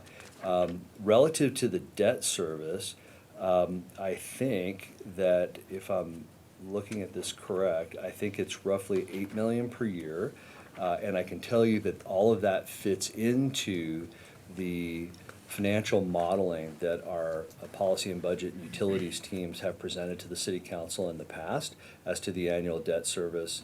You know, we still have each of those at hypothetical because we haven't yet presented the full cost of the drinking water facility. We did this on a hypothetical basis to understand what that would be, but we know that the interest rates will be 4.5%, maybe 4.25%, and we've got the model in place that gives us confidence to be able to finance the next drinking water facility. Just as a follow-up, when you come back with the cost, I'm assuming you'd probably bring that model back so that we can all, I know it'll be new to some of the counselors, but that might be nice to just be able to place the overall cost once we have it back into that model and refresh. Yeah, I'm sure Manager Freitag agrees that we will be doing that work as a financing team to make sure that that cost fits into the financing plan within the utility. So certainly we can share that at a high level or in detail, whatever's preferred. But we need to be able to tell the community that it fits within that financing plan. So we'll be doing that work for sure, and happy to share that. Thank you. Councilor Zadi? And then didn't the financing plan, that model show, is it year 10 or year 20 where we're in the red? Where was the red, I guess? I know it was some time out, some number of years out. What was that number? I don't remember the year that we aren't able to maintain our capital program at the existing level. That's kind of the red that we're describing. But for us to do at least a 10-year plan as a minimum, I'm sorry, Counselor, I don't remember that year to my memory, but we will bring that in as a function of the cost. And before this council takes any next step on funding the water facility and borrowing any funds, we'll be able to show you that capital plan and what it does over a 10, 15, 20-year curve. Okay, and the principal you would be taking out. So you're proposing a 30-year term off of the newly estimated, now that the design is, you have a better estimation of what the cost is, that you will find out later, I guess, right? What we're asking tonight is for your approval, whatever that cost is and however that interest rate fits into the model, that we will assess it, we will evaluate it on a 30-year borrowing term. It's the most feasible, it fits with, the research and what's happening across the state of Colorado. So we don't want that to, be a surprise. We want to have that input and direction from you now. We think that that's going to be feasible. That was one of the requirements. And so, yeah, whatever that total cost is, we're committed to having that by June, and we will use that in our financial modeling, and we will model it at 30 years at a current interest rate if we receive that direction on number 2. Okay, thanks. Councilor Dumont? I have 2 things, and you're probably not going to be able to answer them, but I want them to be part of the general discussion. So, because in the slide, and I've been very consistent, and 4.5% is my ceiling, and so one of the concerns I have when we go into financing, and it probably gets down to some of the cost, is how do we avoid every year being 4.5%? Because I certainly want to try to avoid that. So as we go through it, I'd like to understand how we avoid that, and I have to imagine the actual true cost that we estimate probably going to get into that. So I doubt you're going to be able to really address that tonight. If you can, great. And the other part, which I think is going to be part of the whole long-term solution too, is you know, the how we're looking at what the length of the life is as we go into design, so that we're thinking of that along the way, that, you know, if we're going to finance this over 30 years, how are we assuring that the new plant is going to far surpass that, or what are we trying to do to assure that? You know, and so I feel like we should be looking at that anyway as we design a new plant. You know, how, especially, you know, we have lessons from the past with like Semper. How do we not paint ourselves into a corner in the future? So those are probably bigger discussions, but it feeds into kind of your finance model to me. Because I think if you know, we answer some of those questions as a community to say, yeah, we are going to finance this over 30 years, but we're confident we're going to get X amount of years out of this, I feel like that's a lot easier for me as a counselor to vote yes for, and I think it's easier for the community to understand why we are comfortable, you know, putting 3 decades of, you know, future residents in that position. So again, I don't really expect an answer here tonight. If you have any like color that you'd like to give to it, happy to hear it. But I just want to make sure that's part of the discussion as we go into actual costs and financing and voting on, you know, the full package that we're going to see as a council. Thank you, Counselor. Yes, noted on that. And regarding your first question about the 4.5% water rate increases, you're right. I don't have the answer to that, but others will in the future when we come back and a scheduled drinking water facility cost study session. We'll do that. On the second note, we will have our engineers describe the range of estimated life.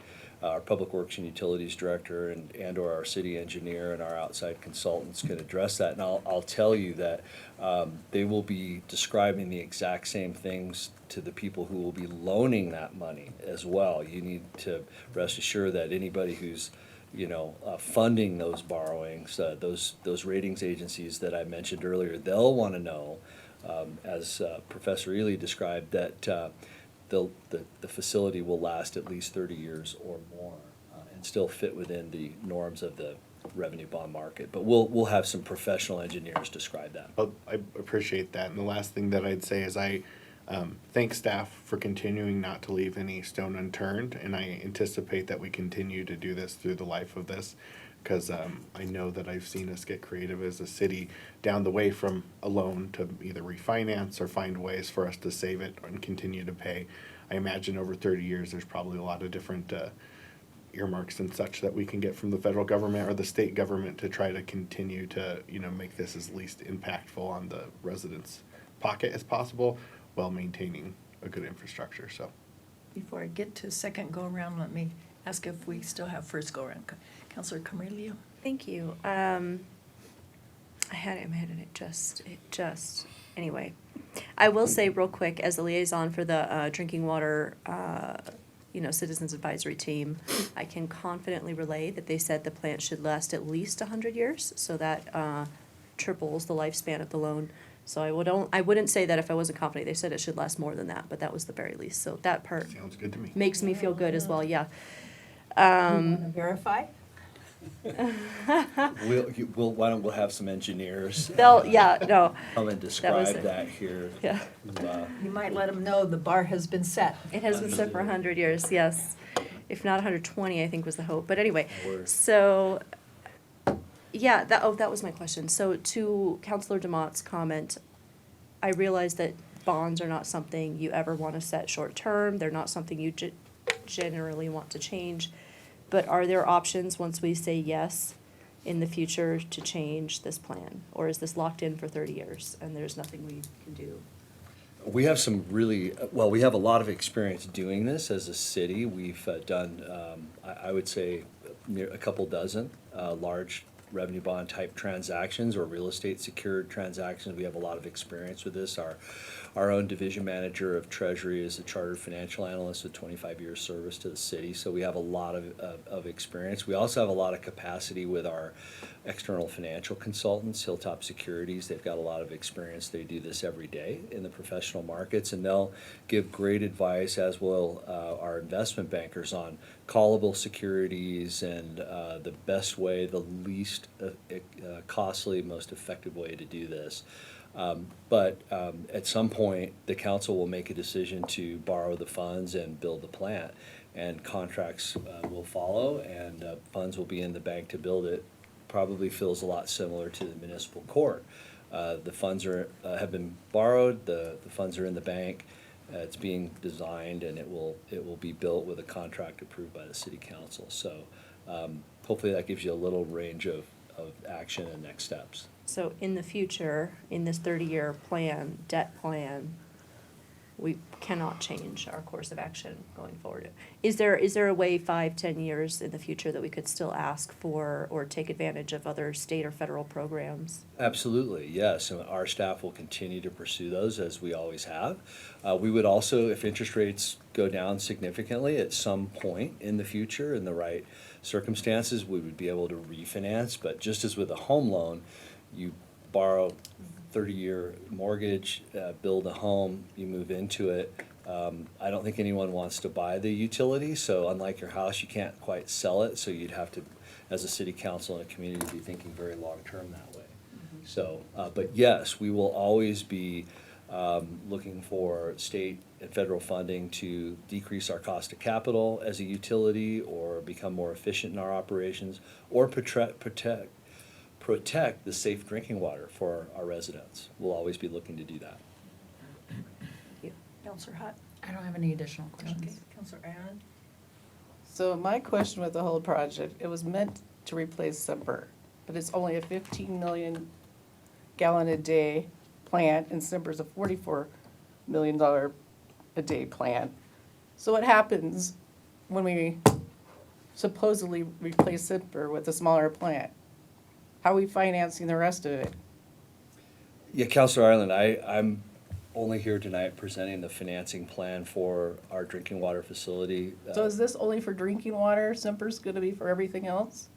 Is this only for drinking water? This is for a new drinking water facility. Yeah, but it doesn't have the same capacity as Semper. It's a third of the capacity. So we can't replace Semper with it. I would say at a future study session, our city engineers could describe the consumption and water resources and capacity at what would be the three Well, I know we need locations. 54 million, and we already have that with what we have now. So I don't understand the whole project, but, or how you're gonna finance the other two phases to replace Semper, because this is already costing 220 million. So I don't approve.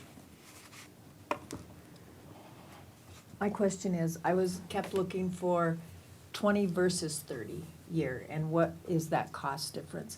I know the longer you go, the lower the payment is, but I also know I didn't see anything that told me how much more we're gonna be paying in interest.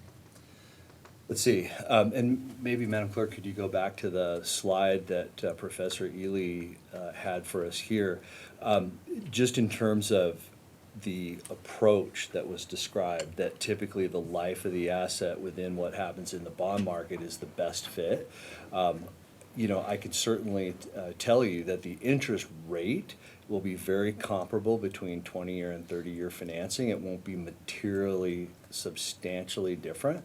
However, obviously, the amount of the payment will be more during the 20-year financing, but the length of the 30-year obviously is more, and more interest will be paid on the 30-year debt for sure.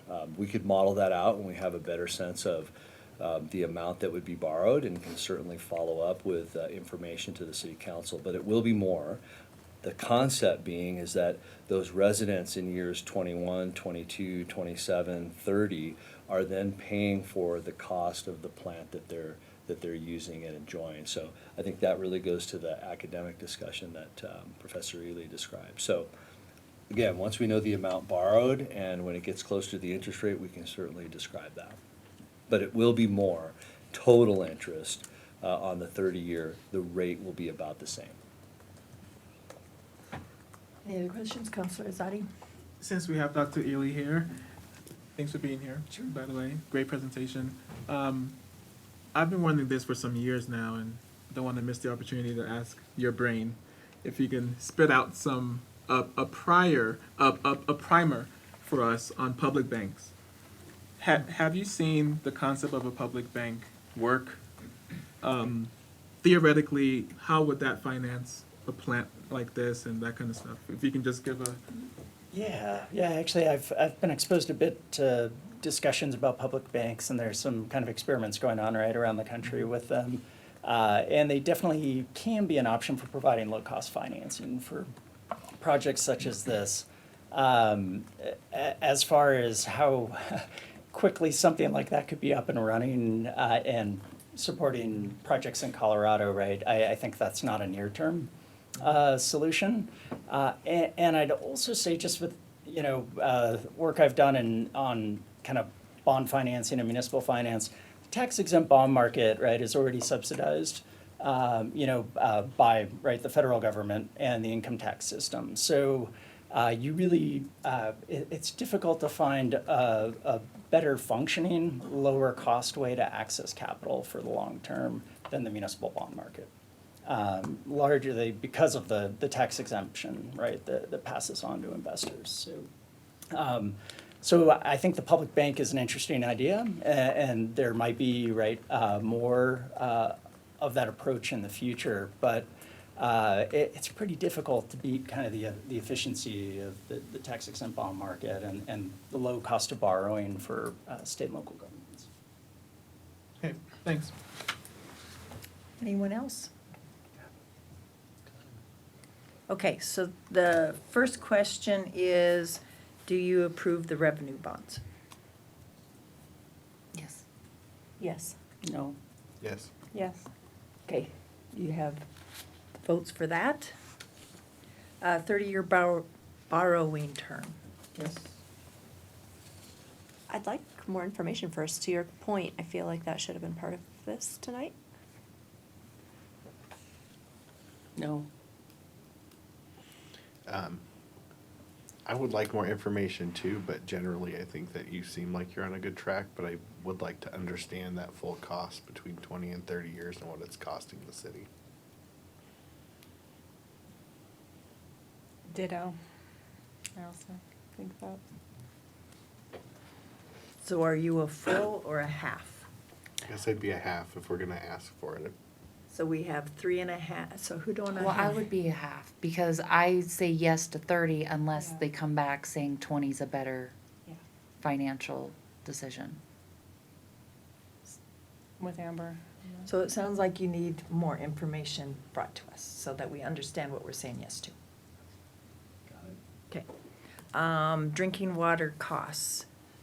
Study session. Study session. Just to come back with a study session once we have a better It's idea our- of what it's gonna cost. Do you need us to approve that, or? You don't need to, just say. It's coming. Yeah, it's coming. Okay. Okay, so do you have enough now? Thank you. Okay. Appreciate it. Thank you, Dr. Ely. Thanks, And, Dr. Ely. Concludes our presentation. Yeah. Thank you. Okay. Keep going or break? Oh, break? I would like a 5-minute break. Okay, break. And there's There's my cake. Christine's birthday cake in Oh, the, happy birthday. Happy birthday. in the kitchen. Well, you got 2 phones.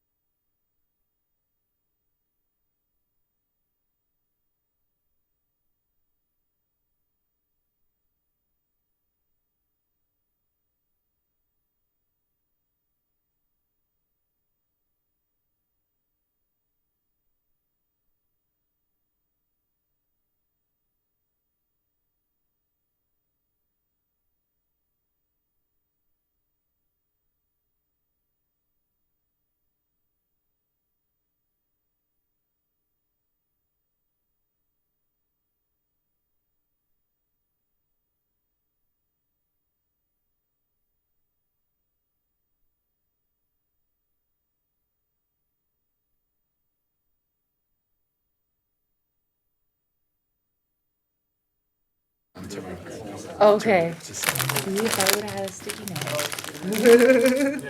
I get it. Thank you so much. Sorry. Whoever puts these in the basket, bless them. Yes, those are amazing. What are they? They ate 'em? Godiva. Oh, Thank you. That's the best kind of To chocolate. whoever litters those in.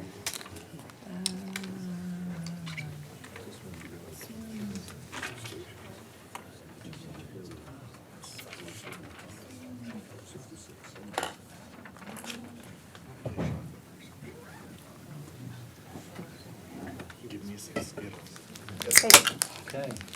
Mayor Pro Tem, councilors, we're gonna talk to you for the next item this evening about unfunded capital needs and some funding sources.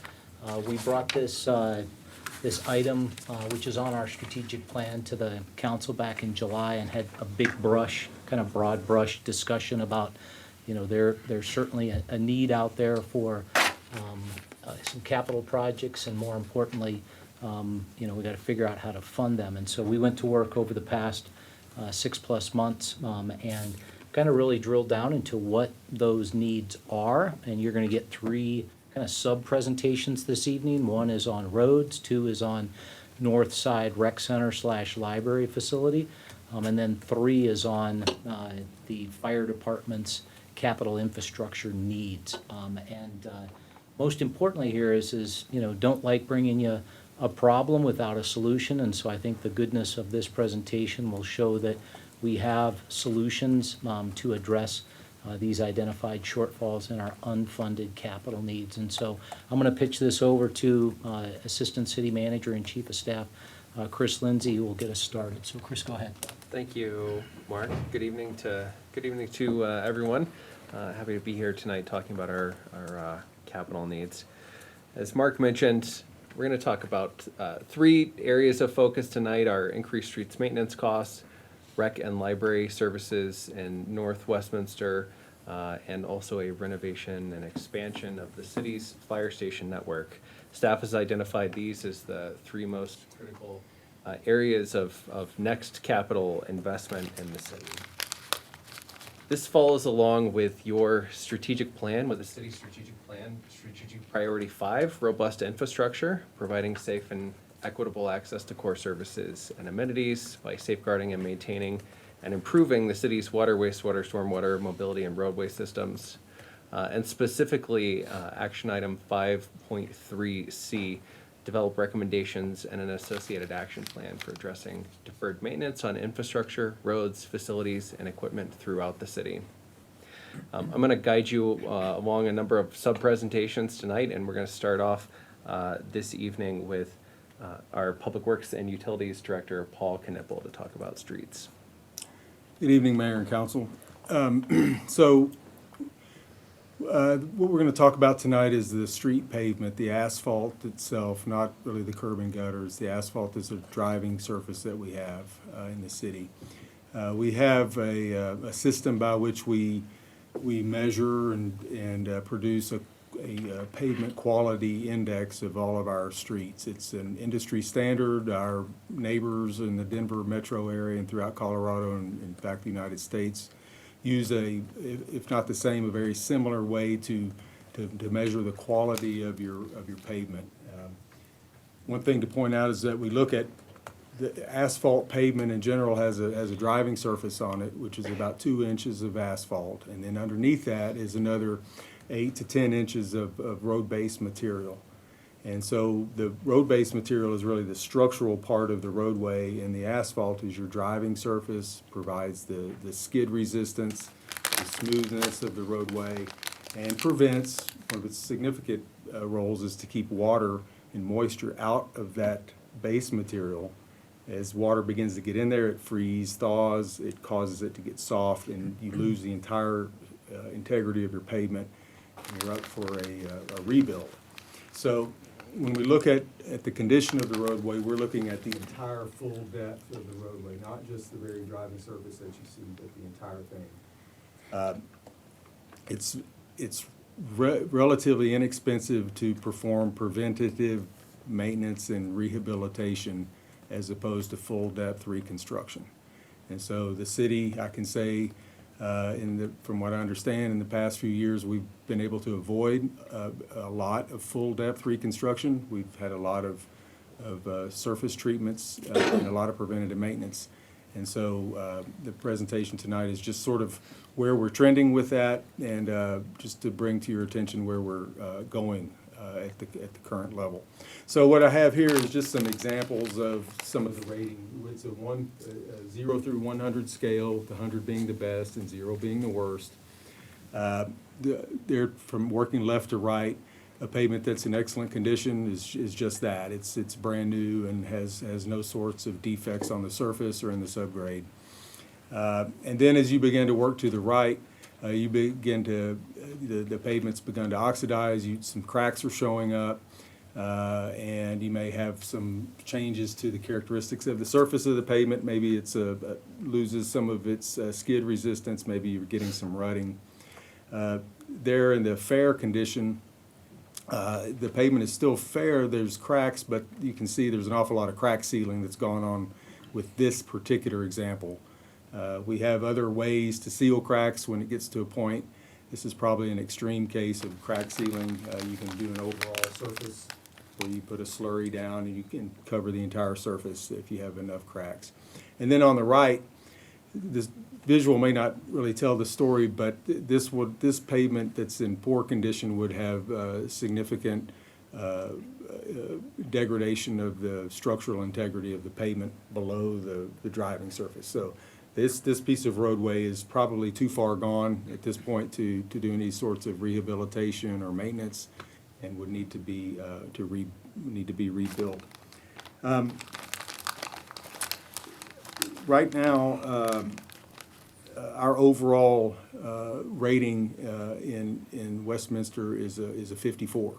And if the next slide kind of gives us an indication of sort of where we've been and where we are now. And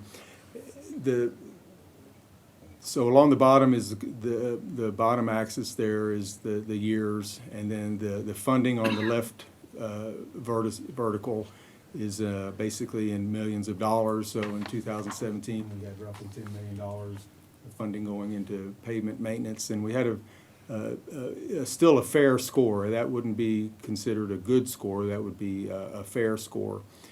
And then from 2017 to 2019, the funding levels increased, and the pavement condition arguably stayed about the same. It dropped a little bit.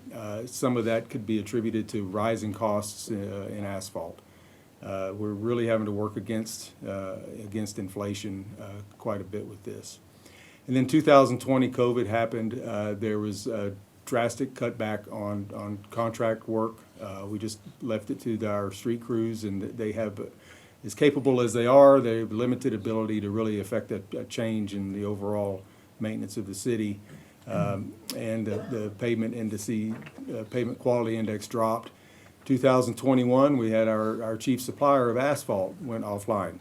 So we had a double whammy in those 2 years, and we had a continued decline in the pavement condition. 22, we were able to take some saved revenue from 21 and apply it, so we had a pretty good jump in funding. And we had a little, again, but it wasn't enough to really move the needle. And then this past year, the council put in roughly, in 2023, $7.6 million toward asphalt. And the yellow is ARPA money that was available from the federal government. And a lot of that went to Westminster Boulevard and 120th, significantly for both lanes, that money did. So where we are in 2024, the council just approved some major contracts at their last meeting for pavement maintenance. It represents less than 5% of our total inventory of lane miles, which is our area essentially of pavement. So we're less than 5% on what we're taking care of on an annual basis in terms of maintenance and rehab. The industry standard is closer to 10%. So we've put in this current year, we've got roughly $9 million for that 5%, and so you can see where this would be going if we were going to get to 10%. We'd be doubling that, and The next slide then sort of shows just, there's an opportunity for some service level expectation setting on the part of the council and some direction as to where we go. As City Manager Freitag said, we don't want to bring a problem without a solution, and our recommendation would be a good rating. What that would mean to get to that point, when we do have some models that we run for funding versus what the pavement quality would be, and that would be roughly double of what the money we have right now. So if we've had 9 million, we'd need to jump up to 18 million. The amount of money that we need to kind of maintain a good score at that 10% level is around 14 million a year. So I think what this all boils down to is that I would, a good goal, if I'm speaking on behalf of pavement throughout the city, a good goal would be a $2 to $2.5 million a year increase for the next 5 years. That would put us in a very healthy place to both dig us out of sort of the decline condition that we're in right now and set us on a path for sustainability. That would be a goal that I would suggest. I won't say that things are going to fall down completely if we don't do that, but those are sort of the numbers that we have generated. And we can put together I think the main point of tonight was just sort of to show that streets is something that could use some more attention financially. And the goal would be to increase the funding for that, and we can certainly bring back some more detailed analysis and sort of dial it in as we get into the budget process and we have some other interests that come forward. That's the conclusion of my portion this evening. Yes, sir. Councilor Dumont? So I'm glad to see we as a city, I know that council has helped or has approved and asked for us to improve how much money we put there. You mentioned the ARPA dollars that we put towards that. So I think we've made a move in the right direction.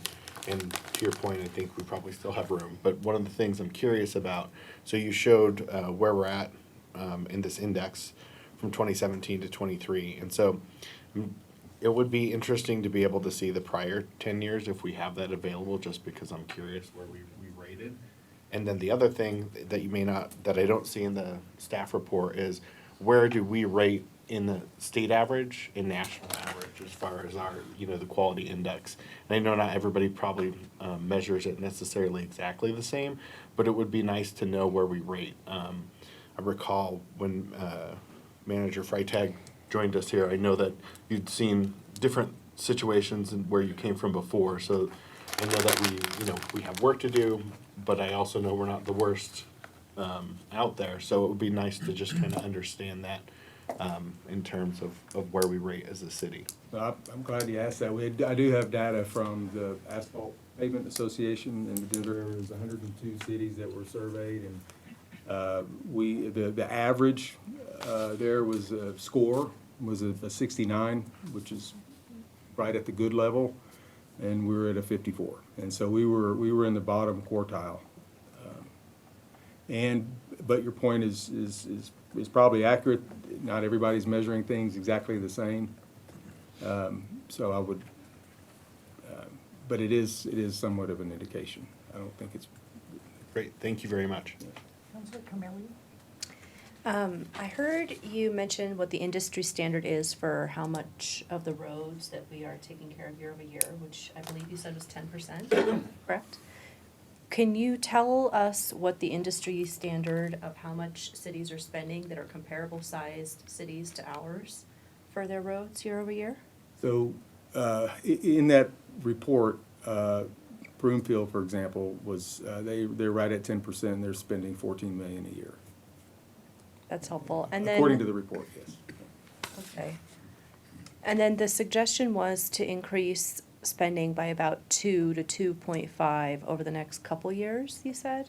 Well, if you do, I was just taking if we doubled what we have right now, Oh, if we doubled to start, Well, if we take 0 to double over the next 5 years, right? it would take roughly $2 million a year to ramp up to that level.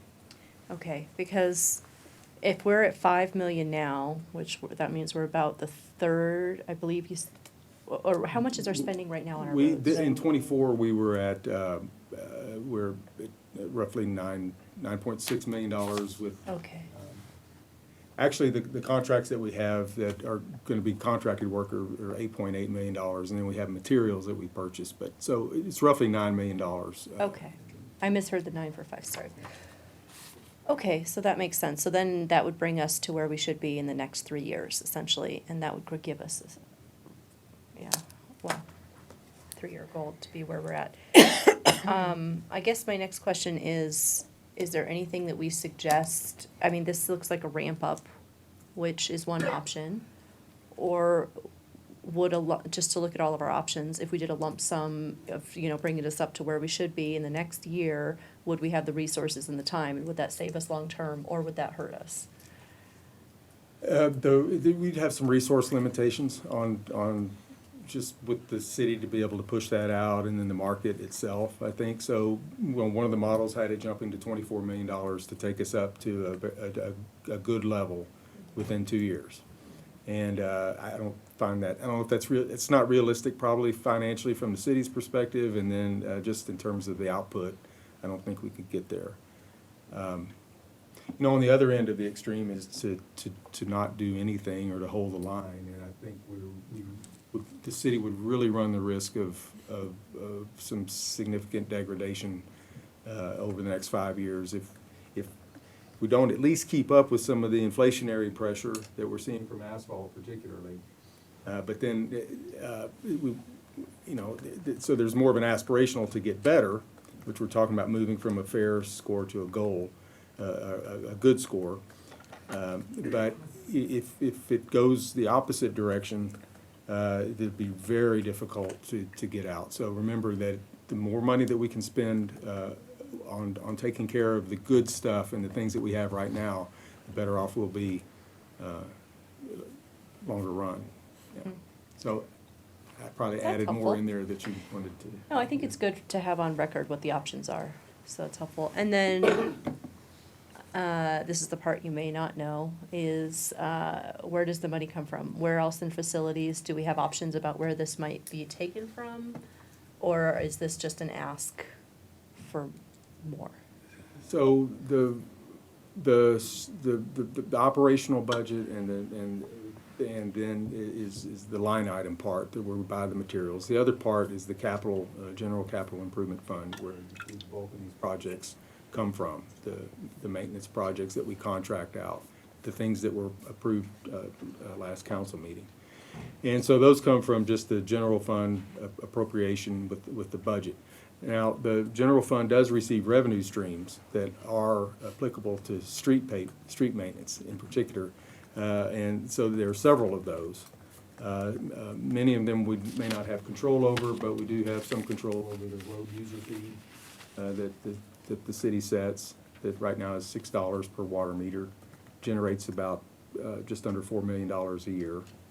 That's one dial that could be turned. There's street cut impact fees, that's kind of small amount. But the rest of those are external funding sources that come. Highway user tax fund, combined road and bridge tax, and then there's also some money from counties that we have, that all make up a revenue stream that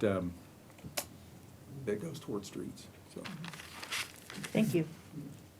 And Counselor, when we first got on council, after COVID, we wanted to up in that first budget, but the asphalt wasn't available. That's good to know. Wow. They said there's no way they could meet it, so. Wow, what a situation to be in. Yeah. Any other questions, Counselor Ariel? So how is the asphalt situation now? Is there plenty, or you have shortages still? I'm not hearing of any shortages, and the prices they've been higher than they are now. So it's about 60 $62 a ton, I believe is what the number is roughly. And it's been closer to 90 to 100 in the past.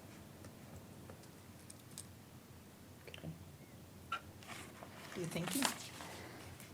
Okay. Oh, yeah. Mayor Pro Tem. So I guess, I don't know if I have any questions aside from, I guess, just when we get to the budget conversation, having an idea of where we have some opportunities for bringing in more revenues. So I remember we had the conversation last year about the road, you weren't there, I don't think, the road impact fee per water meter for commercial uses, because they are only paying $6, and so a Walmart pays just as much as a single-family house. So again, just going back to where are the opportunities to increase some revenues to pay for this? Yes, and we've done some work. We have internally looking at how we tie that user fee back toward trip generation, as opposed to just being a flat across. And there's if there's an interest in that, we can certainly bring some options back related to that. And then another thing I'll add too, this year we're going to spend out of the maintenance money that we have for '24, we're going to put a larger proportion of it on residential streets than we have in the past. And residential streets are some of those that really are low scoring. So we hope to see that score bump up as a result. So that's a change in kind of how we're doing things that might result in an overall better network level score. So we'll have that at the end of the year. That's kind of late for the budget already, because we do the scoring after we do the work, then we see how we score, and that usually happens in the fall.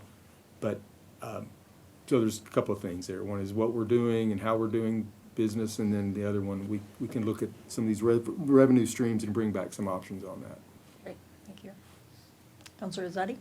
I'd also like to see that, because, and not just where we can turn up the fee, but where we can turn down the $6 fee. So I went to a senior facility last week, and 30-something residents, a lot of them were complaining about how they are getting charged this fee, but they don't drive anymore, right? So there's an inequity happening on how and who and what kinds of facilities we're charging. So I think some need to be charged more, like a Walmart, but some need to be turned down because the cost is too high for folks who don't even use the road. So if you can bring back those options on both ends.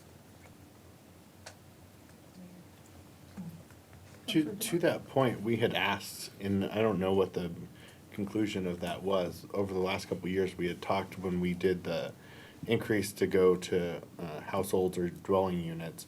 We had also talked about equalizing from the businesses, because businesses obviously bring in people from outside the city and they're using our utility. And I know there's a balance because they're also paying sales tax, but I don't know that we ever really put a bow on that conversation, so to speak. So I would be interested in, what kind of, if there was ever anything that came out of staff's reviewing of that, because to Councilor Zadi's point, I do think it's something that we should try to address, because part of the whole conversation, if I recall, was to kind of equalize so that everybody was paying into the same system that they're all using. So Yes, we can do that. Anyone else? I would just like to second what Mayor Pro Tem, Councilor Azadi and Councilor Jamal pointed out with the charging and the inequities. I know for me, when I look at the water bill, it's not just about water. And so when we get into budgeting and whatnot, I pay $7.76 a month for water. I pay 21 something for stormwater. But then with all the other things that are on that bill, my bill is 56 something. So I just don't know how we can make a true water bill and not have these, and I know it has to be collected through somehow. So I haven't in my head woken up at 3 a.m. with an answer. But we hear people say, look at our water bills. Well, at least half of mine has nothing to do with water. And so that's giving false peace to the people of, they aren't looking at all of that, especially, some people just get their bill, pay it, don't look at all of those things. The water meter that's on there has gone from, in the last 2 years, it was at 12, it's 13, now it's over $14 a month. And we have the infrastructure fee and the road fee. I just don't know where we put them, but I just think it's better for people to see their true water bill and know what it truly is versus having all these add-ons on there. So, as I look at the budget, those are some things I will continue to ponder. How can we make things, even if we break it out better, if that's the only place we have to land some of this stuff, but have an explanation where this is going for your sidewalks, for roads. This is your meter fee. And, I mean, when you take that meter and extend it out, I've lived where I live 45 years, only had to have 2 meters replaced. I didn't ask for the new one, it just came. And when the internet people come, they say, do you want to lease the modem or do you want to buy it? And have we ever looked at that? Because I extrapolated out the last time we bought $14 million worth of water meters at the same time, how much that would be per household, and for as little as they change over, we're getting a lot of money for those. So I just try to look at things differently to give people choices. So that's the things on my mind, and as we get into the budget, have more discussions. Thank you, Paul. Now if I can invite down our Parks, Recreation, and Libraries Director, Tomas, our official there, to speak to recreation and libraries in the north part of the city. Thank you. Mayor Pro Tem, councilors, great to be here tonight. We recently had results from a statistically valid survey come in. I'm very cautious about mentioning survey results to you, but I'm going to rely on the statistically valid survey. And we did the survey based on quadrants. So we divided the city into east, west, north, south, and got results based on where people were geographically located in the city. The number one request resulting from the survey was for new recreation centers. And that was actually the case for all 4 quadrants. The second request was for libraries, and that's particularly the case in the northeast quadrant, excuse me. So we're looking really, our existing facilities, the graphic's a little hard to tell, but our recreation facilities, the furthest north they get is 104th. And there's a lot of city north of that doesn't have any of our recreation facilities easily available. So we've been hearing from both community and there's been talk of creating a northern facility for quite some time. Next slide, please. There was a site that was reserved at 124th and Pecos to create a combined recreation center and library. This was before Highland Hills purchased a fitness center at 120th and Federal, just really hop, skip, and a jump from this location. And also, it's, again, 124th Fields, too far south. And the other factor in all this is that there is essentially a library desert in the northern end of Westminster. We've talked to Broomfield and to Anythink Libraries, and Anythink does have plans to build another library in the north, but way, way east from where the Orchard and Westminster is. So we are really looking at the need for some kind of recreational facility and a way to fill that library desert up there. What you see on this graphic is an 80,000 square foot full-service recreation center. And a building like this is estimated at about $80 million. So this is a very large and comparable to City Rec, for example, at City Park, in terms of size and services. We are in the midst of our vision planning right now, and so I wouldn't be able to, with confidence, say that this is exactly what we need, but it does give you a sense of what a facility, a significant recreation facility would cost, and about what it might look like in terms of massing. Yes, sorry. When you bring this back, when we went through the Sheridan Green conversation, you had mapped out how far apart certain facilities were. When you look at that, I would be curious to see mapping out of our neighbors, including Broomfield, because if there's opportunity for some sort of IGA where we combined resources like we've done with Highland Hills, I think, or even with our fire department, I think that that makes sense for us to do. So as part of that process, if you would make sure that we map out facilities that surround us in our partner areas, I think that would make sense and it would be helpful for the conversation to me.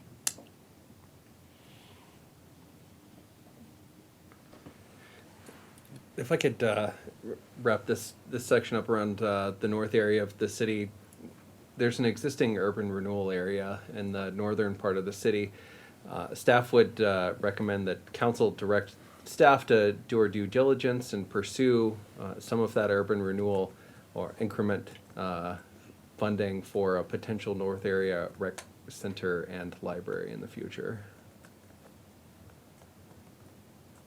Mayor Pro Tem. When I look at the map, and I can't help but think about just where is our population density, and just overall population. I know it gets a little bit thin as we get to the north end.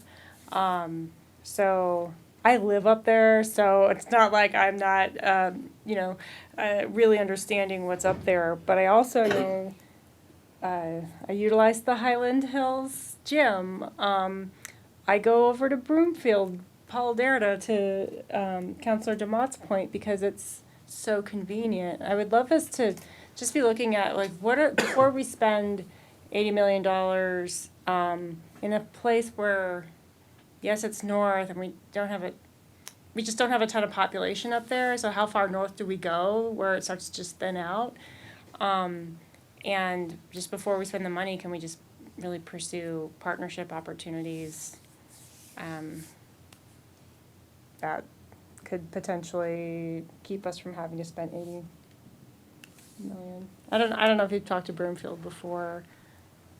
Not about that specific point. It has been recommended by Barbara Opie that that would be something we should pursue, so I'm planning to have those conversations. Okay. Yeah, I'd kind of want to know that before.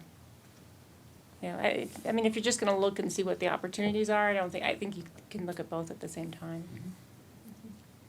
Councilor DeMott? On the point of the urban renewal that you brought up, I'd be curious, because I think since I've been on, didn't we use that with utility in some fashion for the interceptor? Yes, sir. So I'd be curious if we're gonna look at that we look at it holistically. What else could it be used for? Could it be used for streets and roads in that part of town? So I'd want to make sure that we fully vet out what those dollars might potentially be used for while that still exists. Can do. Councilor Ireland? Since we're mentioning these three items, the parks, the rec center, the roads, and the fire stations. I'd like to see us prioritize what is most important, and that's what we fund, not everything. And so, like, his point was great. If we can use urban renewal for roads, and use it in the north area that has some bad roads, that would be a great idea. And I do like your idea of maybe using the Paul Deere Rec Center with Broomfield, so we're not spending $80 million at a rec center. Yeah, can I ask you a question? How far away of a drive is that for you? Like 5 minutes, if that. Okay. It's right off of Lowell and 128th. It's a 10-minute drive for me. Yeah. Okay.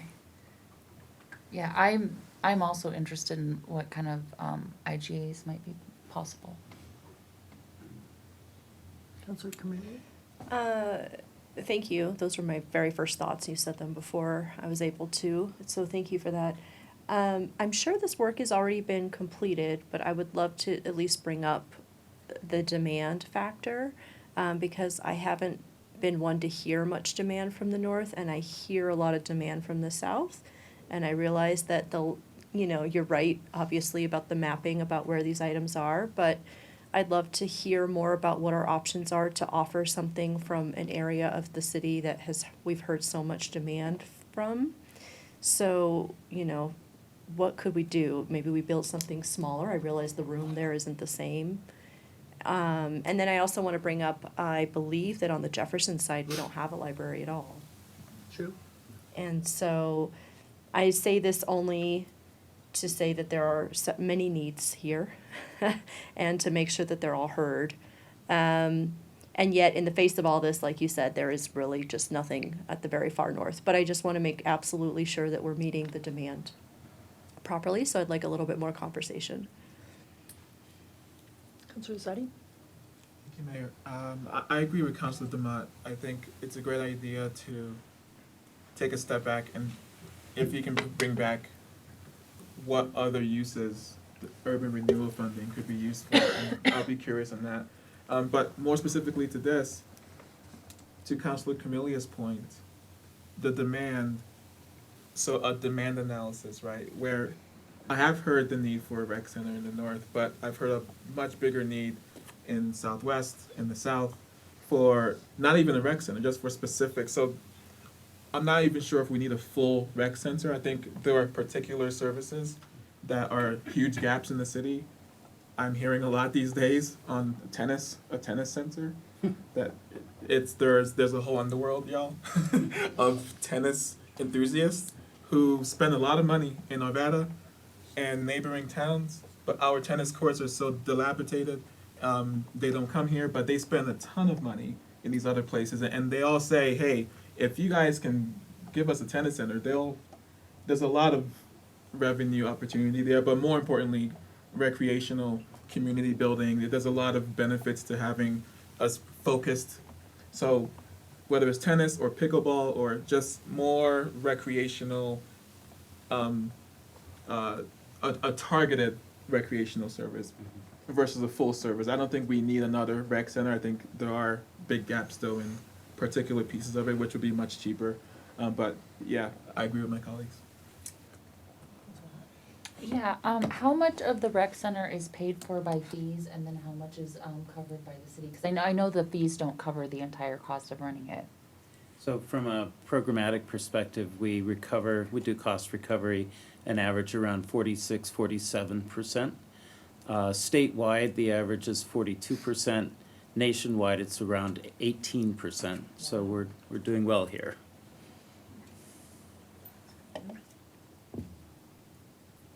All my colleagues have said everything I would have, so I won't waste people's time, but do you have what you need? Yes. Okay. Thank you very much. Yeah, Thank you. good. If I could invite next Chief Derek Menard to speak to our fire stations.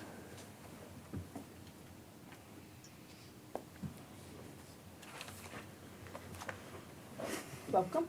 Thank you very much. Good evening, Mayor, Mayor Pro Tem, Council. It's good to see everybody here tonight. Okay, so we're here to talk about capital needs for the fire department. But one of the things I want to talk about first is that when we look at the capital needs of the fire department, this is a process we started back in 2006. So in 2006, we had a third party come in, a company called ESCI, that took a look at our stations back at that time and our future needs they projected out. And a lot of what we're going to talk about tonight was actually in that 2006 study.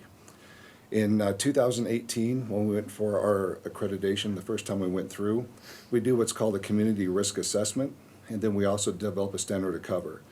And during that process, we also identified the gaps in service we're going to talk about tonight, the needs for the stations, the remodels, the rebuilds, and so forth. In 2021, we had a third party come in, which is the company HB&A. They were an architect firm. They also did a facility study for the fire department, and they confirmed what we're going to talk about tonight as well. So we've had 3 different studies talk about what the needs are of the fire department. And here we are almost 20 years later, and that's what we're going to talk about from 2006. So when the survey that went out recently, and I'm aware that you all have a copy of that, it talked about the 4-year increase from 2020 through 2023, which was about a 4,500 call increase, which is a 37% call growth in that 4-year period. That's significant in our business. Usually we're in about a 3 to 4% trend over the years, which you can see on this slide.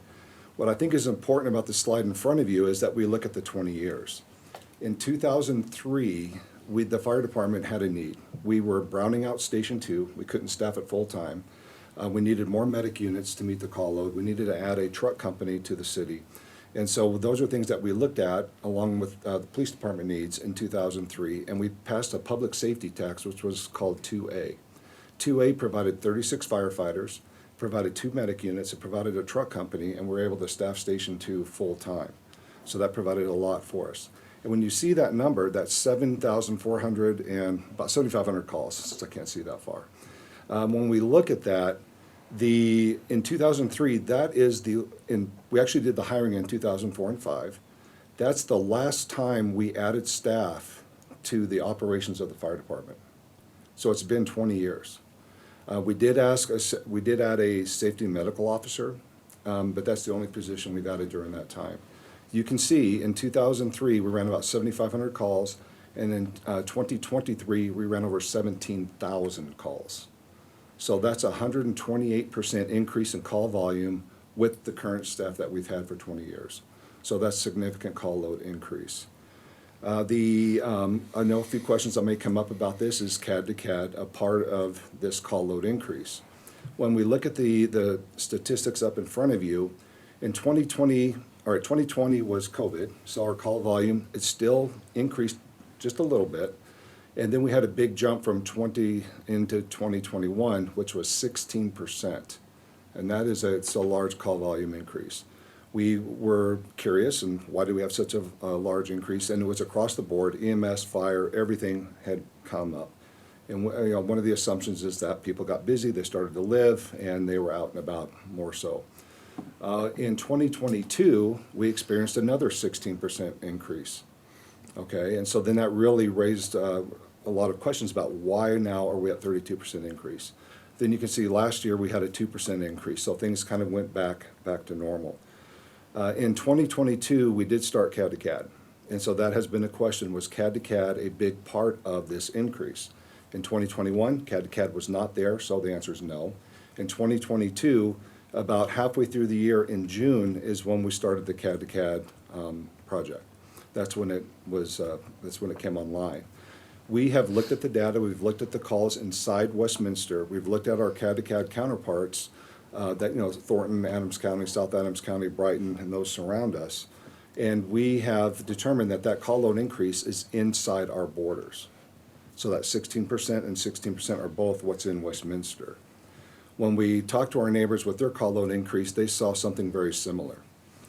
During this time, for about a decade before CAD to CAD was turned on, we ran automatic aid into Adams County, into Thornton, and those around us.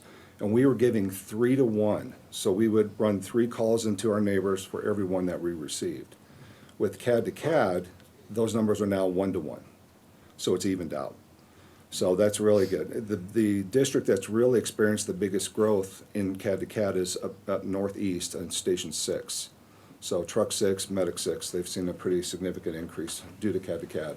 But overall, the numbers in totality have evened out to 1-to-1.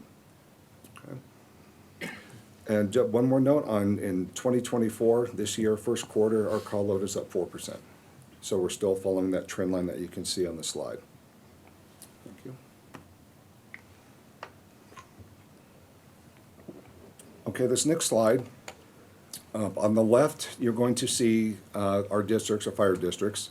I'm starting in the very south, the bottom of the slide, that's District 1. Then you go straight north to District 2, then north of that's District 4. Then to the northeast is District 6. Then to the west, we have District 3, which is south of Stanley Lake, and then District 5, which is north side of Stanley Lake. When we look at this map, this is our 4-minute travel time. We have, again, the third party that we talked about, ESCI, and then HB&A. They all use the same method. This is what we did with our internal GIS department. And all of our maps look very similar. And so when we look at this, the industry standard, NFPA 1710, is 4-minute travel time. That's what we try to meet. When we look at a call, the call comes, 911 call comes into dispatch. They have to answer the phone, they have to process, they have to speak to the people, they have to understand what's going on, get the right resources going. Then we have what's called turnout time, which is when the call comes to the fire station. It's how long it takes the fire crews to get dressed, get out the door, and get on the way to the call. Then we have our travel time. So we look at this travel time, what we want to meet is 4 minutes, if we could do that. Right now, we're sitting just around 6 minutes travel time. So this is one of the reasons why we're going to be talking about these new stations tonight, is we want to decrease that number. When you look at the map on the left, you will notice in the middle of the city that you see some gaps. And then up to the northeast, up in District 6, up the Orchard area, you're going to see another pretty significant gap in service. Moving to the map to the right, you will see 2 proposed stations that are in the light blue. So those are 4-minute travel times for a proposed Station 7, which is in the middle of the city, about 98th and Westminster Boulevard.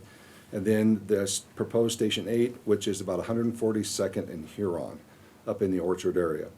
So first I'm going to talk about Station 7.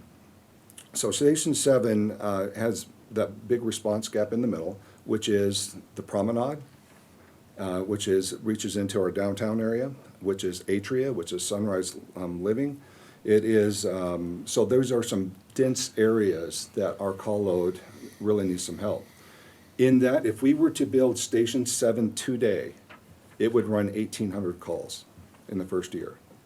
Typically, you build a station when the numbers are very low, and then it progresses over time as development comes in.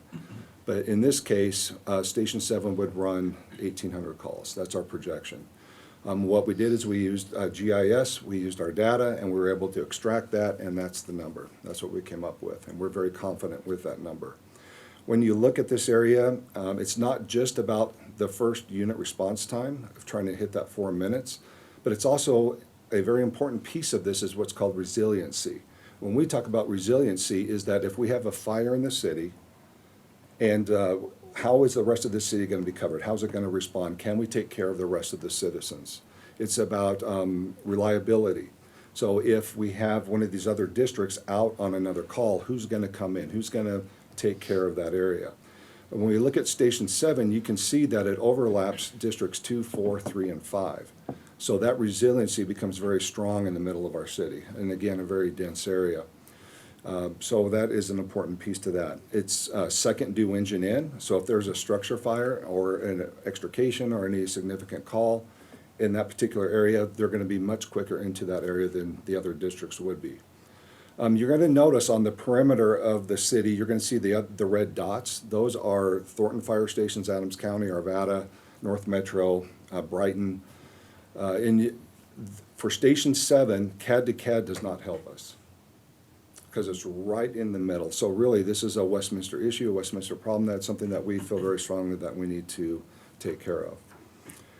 With Station 7, this would be a big firehouse. We would like to move our fire administration to this building. Our training, we would like to have it there as well.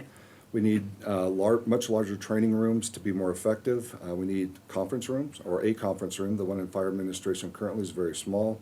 And this wouldn't be just for the fire department, but it'd be for the city as well. One thing we do with our ELT team is we go around the city to different conference rooms, different buildings, different structures, so we can all be in tune with what each other's doing. A big need for the city is an emergency operations center. We had one in the city hall where the IT computer lab is, but that's not sufficient or efficient for us, and we would like to add this to Station 7 as well, meaning the training room would become an EOC. We need a backup dispatch center. We would like to add this to the building as well. Then also this would put apparatus central of the city. This again with bay storage capacity. We could store more apparatus there, perhaps put some of our specialty equipment in the middle of the city. We have a Type 3 wildland unit that's coming this year. And then we're going to have perhaps our dive van when we move over to the middle, which would give us better response. One unique thing about this Station 7 proposal is it sits right on the highway. So in this area, it's where the free mulch pile is. It's just south of that on that side of Westminster Boulevard. And we would like to talk to CDOT about having emergency access put from that site onto the highway. North Metro was able to do that on C470, and so that's something that we would explore with this. Okay, moving up to Station 8, up in the northeast part of the city. You're going to see that fills a pretty big gap. If you look to the map on the left, you'll notice that that is a pretty significant gap. You look at the map on the right, and it covers it very well. That's about 142nd and Huron. If we were to build that station today, we project it would run 650 to 800 calls in its first year. Okay? So that's pretty substantial for a first-year station. Oftentimes in that north area, if we go to the far end of the orchard, it's about an 8 to 10 minute response time, travel time currently for Station 6 to get up there, and those minutes matter. It makes a big difference. That's why the industry standard is 4 minutes, because that's what we're trying to get to. The CAD to CAD up there, if you look to the east, to the right of the proposed station, that's a Thornton station. That is about an 8-minute travel time getting over to the orchard. And if you look as the crow flies, it doesn't look that far, but it's all about routing. It's about streets. If you look to the west, you're going to see North Metro stations, and to the north. And again, those travel times are about the same to get up into that north end of that part of the district.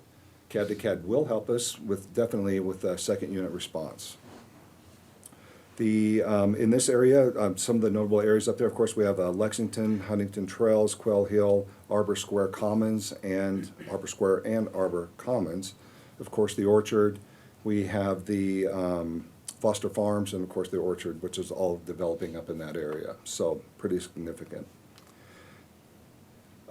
With Station 6, you will see it down to the south of that is the pink area, that those two stations would complement each other very well. And so, yeah, that would increase or decrease our response time up to that orchard area. Okay, next map, please. We wanted to include this map because this really demonstrates the calls in the city. If you look at the map on the left, every dot that you see is a call. So we're looking at 17,033 dots up there on the screen right now. If we look at Station 3, which is the yellow side, Stanley Lake area, you can see the solid yellow color. That is the 4-minute response time. If you look at Station 1, which is the red, you don't even see the 4-minute response time because it's so dense and busy with the call load. The reason why I tell you that is because I want to move us up to Station 6, which is the purple in the northeast. You can see the 4-minute travel time underneath the solid purple. But when you look at Station 6 and you head north of that, we quickly get to dots that are outside the 4-minute response time. And you can see all the way up to the orchard what that looks like, and to the north end of the city. I point that out because on the right side, if we stay up there in the northeast, we look at proposed Station 8. When we looked at that first map, it looked like our bleed over into Thornton and into North Metro was pretty overwhelming, that look, we're covering more of theirs or just as much of them as we are ours. But look at the dots and look at the density of the calls. That's what we wanted to point out with this slide, is that the call load up north with Station 8, look how dense that is, the call volume up in that area. So, and then as it comes down towards Station 6, so that Station 8 would make a significant impact to the citizens of Westminster. Yes, of course, it is going to help with CAD to CAD to our neighbors, but you can see that those dots are much smaller because that's really a rural area. Not we're for gonna- long. What's that? I said not for long. Broomfield's adding to your northeast 9,000 apartments. Okay. All No right. secret. Okay. And we're going to sit on this slide for a minute. So one thing I want to talk about is the staffing of these stations. So when we add 2 stations, obviously the staffing that comes with it, we have estimated that it's going to take 47 people to staff the stations and support. So what we're looking at is 45 people to staff the stations. And what really, it's 21 to staff each station is what it takes, and then 3 battalion chiefs, because we would have to add a second battalion. Typically, you look at span of control between 5 and 7. Here, we're gonna have 8 stations plus all of the apparatus that go with it.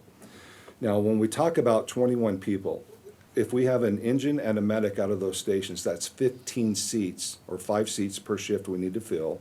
So that's 15 seats. And so why are we at 21? What we do is we use what's called the shift relief factor, and the factor is 3.9. And when we take that number, the way we derive it is we took every person on the fire department, and then we take their max leave accrual rate. We look at a 5-year trend for sick time. We look at a 5-year trend for on-the-job injury. We look at a 5-year trend for FMLA. And we take all of that data and we combine it, and then that's how we come up with what the shift relief factor should be. That 3.9 is a factor that we've seen other studies use. But we did not just take 3.9, we wanted to verify that was what was right for Westminster, and that's what it is. So that's where we came with that number. So that is 21 staff per station, 15, then we need the other 6 for vacation, sick, and all the other things that come with that. We need support for training because that's going to grow. Really, we're growing the online operations by 1/3. And then we also feel that we need an EVT mechanic, EVT emergency vehicle technician. They have different levels, 1, 2, and 3. And we feel that with this other apparatus being added, that shops and fleet is going to need that assistance. Okay. Next slide. Okay, so we're getting into the current stations and what we are looking to do here. Again, going back to those 3 studies I mentioned earlier, they verified the same findings that we have come up with as well. When we look at Station 1, it was built in 1969, 3 was built in 1976, Station 4 was built in 1980, and then the training facility in 1998. I want to start with Station 4 because that is we know it's our number 1 priority when it comes to rebuilding stations. Station 4 needs a new location, and we have been told that for a long time. That Station 4, it's a tri-level fire station. If you've not been in it, it's a very interesting layout for a firehouse. When crews come out of the bunk room on a call, they have to go upstairs or they have to come downstairs. So they're always going up or downstairs to get out of the building. This station sits at the base of a hill, which is a park, so we have all that green grass, which brings water down to the station. We've had to mud jack the bays to bring the floors back up. We've had to mud jack the kitchen floors to bring the floor back up. We've had to replace the sliding door because of the way the water's come down and settled, and so the foundation issues that we've had to address. The station is too small for the current needs. The bays are too short, they're too narrow. And when we have our apparatus parked in there, we have a medic, we have the engine, we have a reserve, it's very tight, we can't train, and then it's very difficult. One of the things that we're looking at modern fire stations is decontamination. When they get back to the station, what do they do with their gear? How do they take care of it? How do they keep it out of the firehouse? And there's really not a great way to do that in this particular station. When the station needs to be moved, we'll want to add drive-through bays. The bays, of course, need to be bigger, and it needs to be modernized. I'm going to talk about that here in just a minute. So Station 4 needs to be fully relocated on a new site. Station 3 was built in 1976. That's at 90th and Yukon by Covenant Village. Station 3 started off really as a modular station. So it was very narrow, and it was 2 levels. On the first level were the crew quarters, then you go up to the second level and there was a kitchen and a day room. And when we added Medic 3 to the station and decided we wanted to try to staff it full-time, we had to add on to it. So we added on bunk rooms and we added a kitchen to it. Well, then that wasn't big enough, so then we added a day room onto it. Well, then we didn't have the bay, so we added a third bay to it. So it's gone through 4 iterations of what it is today. With that station, a big issue with it is the bays are too small. Once again, they're too short, they're not wide enough, everything's crammed in, there's not room in between the apparatus. And the health and safety issue is, again, leading back to the decontamination zones, is how do we clean our gear and how do we keep it out of the station? The same thing with Station 4. So we have that in both of these stations. The bedrooms, some of the bedrooms don't meet code, building code, in both stations 3 and 4. There's not windows in any of the rooms, which doesn't mean, the sleeping areas are supposed to be a window for egress to get out. And so there needs to be a lot of work there. Station 3, we've had architects look at it, and they feel that we can scrape that station and we can rebuild on that site, and we can make better use of the land that it sits on. So that's our proposal with Station 3. It is maxed out electrically. We can't add anything else to it. And so there's really nothing else we can do to this station to make it more robust. Okay, Station 1. Station 1 was built in 1969. It's 72nd and Lowell, 73rd and Lowell, and down in that area. This is actually a robust building. We're not proposing that this building is torn down and rebuilt. We're proposing that we keep the building. We've had architects take a look at it, again, in these studies, and they agree. They feel that this station could be remodeled, it could be updated, and it can be expanded for service. One of the concerns with Station 1 is that last year, out of the station between the medic and the engine, they ran 5,000 calls out of that station. And so one of the things we look at what's called hour utilization. So hour unit utilization. And when we look at that, we take into consideration the calls they run, the training that they're required.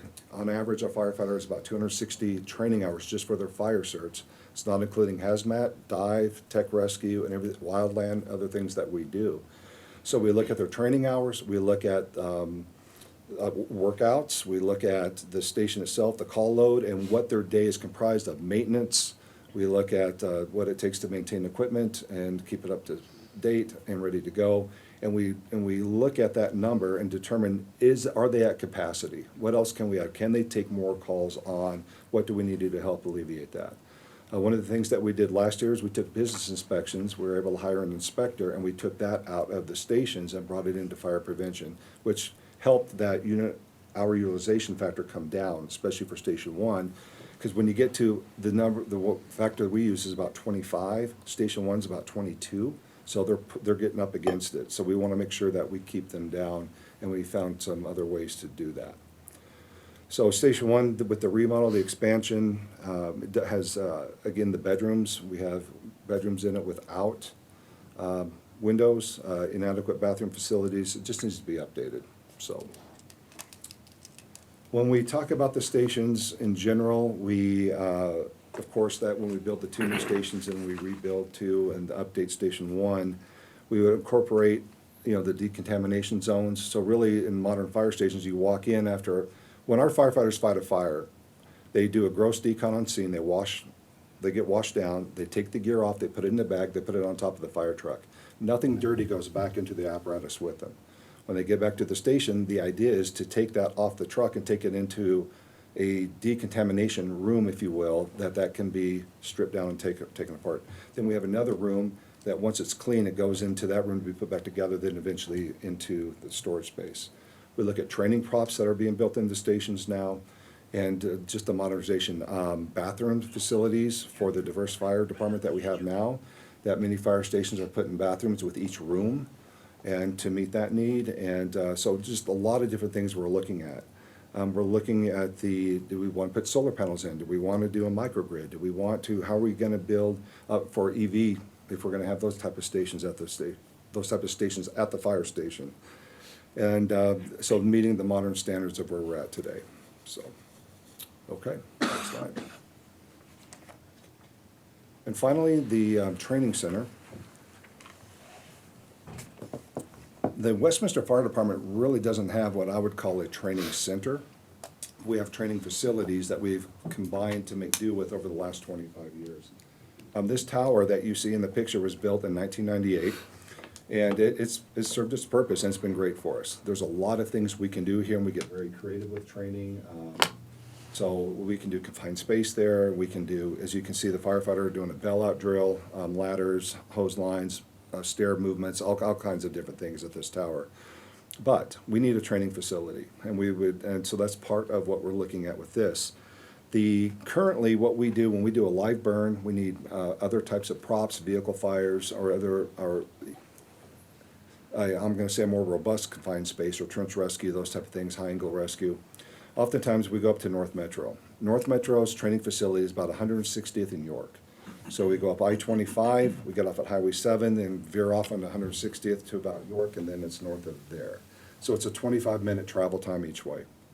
So it takes our crews an hour of travel time plus the hour to 2 hours of training up there.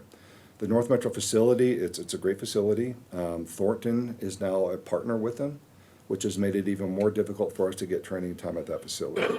So when we do 2 live burns a year, and to do that, again, you can see where I'm going with how difficult it is to get people up and back and ensure we have coverage in the city. The tower by itself, it's prone to graffiti. You can see it's a nice canvas for a graffiti artist there. We have people that drive through. And the idea is to move this tower from this location and move it to what ideally is Station 7. The site we're looking at is 7 to 8 acres. And then we can move that there. Then we would build a burn building there as well, and some other props that we need for our training. Station 7 itself would serve as the classroom, and that we feel that we would build that into it and that it would be big enough to use. So, okay. And that's the end of my presentation, so I'm happy to entertain questions. Questions, Councilor Zadi? I just want to first give props to all the staff tonight. I think this was one of the best nights of presentations I've experienced. I just want to tell everyone who's presented, I think you've done an excellent job. And Chief, this was fantastic. I think it was holistic, comprehensive, analytical, and you really thought this through. And I agree with you completely on this. I had a question on, is Fire Station 1 the most dense? Yes. In call volume? Yes. Okay. Yes.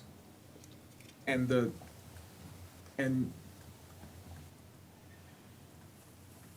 do we know how that compares to surrounding communities? So 1 is the highest, I assume those communities right next to 1 are pretty high too, and it just decreases as you go up? Correct. Yeah, that's a pretty fair assessment. Yeah, Adams County around us is equally as busy with what they call District 11 and 12. So yes, surrounding that area. And then yes, as you incrementally go up through, actually, Station 1 and Station 2 were always our busiest, but Station 6 is now, the second, it's the top. So they've gotten very busy up north, up in the northeast, which is another reason for proposing Station 8. And it's not just population, right? Right. Have you analyzed the root causes of? Well, here's what's interesting. From 2003 to 23, population's gone up 10%, and our cullo's gone up 128%. So we definitely look to see that, to see if populations, we were about 100,000 in 2003, and now we're 115, 116,000. So that's what it's happened. Yeah, we have analyzed the calls. We do that every quarter. We take a look at we get what's called a stat pack, and it gives us really detailed information on our calls, and we analyze that to see if there's a trend, if there's something happening. Do we want to tailor public education? Is there a type of fire that's happening more than others that we need to develop education programs, and on and on and on. And really, it has just been a constant growth across all parts of EMS. I mean, if you look, mental health is one area that's really spiked, COVID and post-COVID. That's the one area that's really grown. And as you're aware, the city, we have the co-responders now, with PD trying to really help with that, and then when we do our part with fire as well. But that's been an increase. But for the most part, it's really been pretty steady. Yeah, I was gonna ask if there's that socioeconomic, so post-COVID, it seems like it's gone wild, but if there's a strong correlation between the socioeconomic despair, if you will, Yeah. of most of working people. Yes. With these calls, and I'm assuming, yes, mental health and all, behavioral related health. Yeah, that's a fair statement, yes. Thanks. Counselor Dumont? Couple questions for you. And this might be something you could provide down the road, but it would be interesting to see on the call volume, how often there's a medic unit rolled out with those and how many, like, is it always? Because the other question I have, like, in that same vein is, I didn't see Station 5 up there, and I know there's been talk over the years about whether or not there should be a medic unit at Station 5, and I don't see any changes proposed for Station 5, and I'm just kind of curious on that, if that was discussed, or why that didn't make the cut. Is it just simply call volume, or? Yeah, it's call volume, and so looking at Station 5, so Engine 5, so last year it ran 1,500 calls. So that's, and then the other stations are 2,000 plus is kind of where we're at. And we feel that with Station 5, we have a paramedic that's on that apparatus, and that Medic 3 is so close, they get there pretty quickly. And right, if they're on another call, then that, again, we're going back to the resiliency conversation with Station 7, which has a very quick access into District 5. So at this point, we did not feel that we needed to add a medic unit to that station. Okay, that's fair. Mm-hmm. So I would like to, if you have any like breakdown further on the call volume that we could see visually, like this is very helpful, and it would just be interesting to see if you have that available at some point.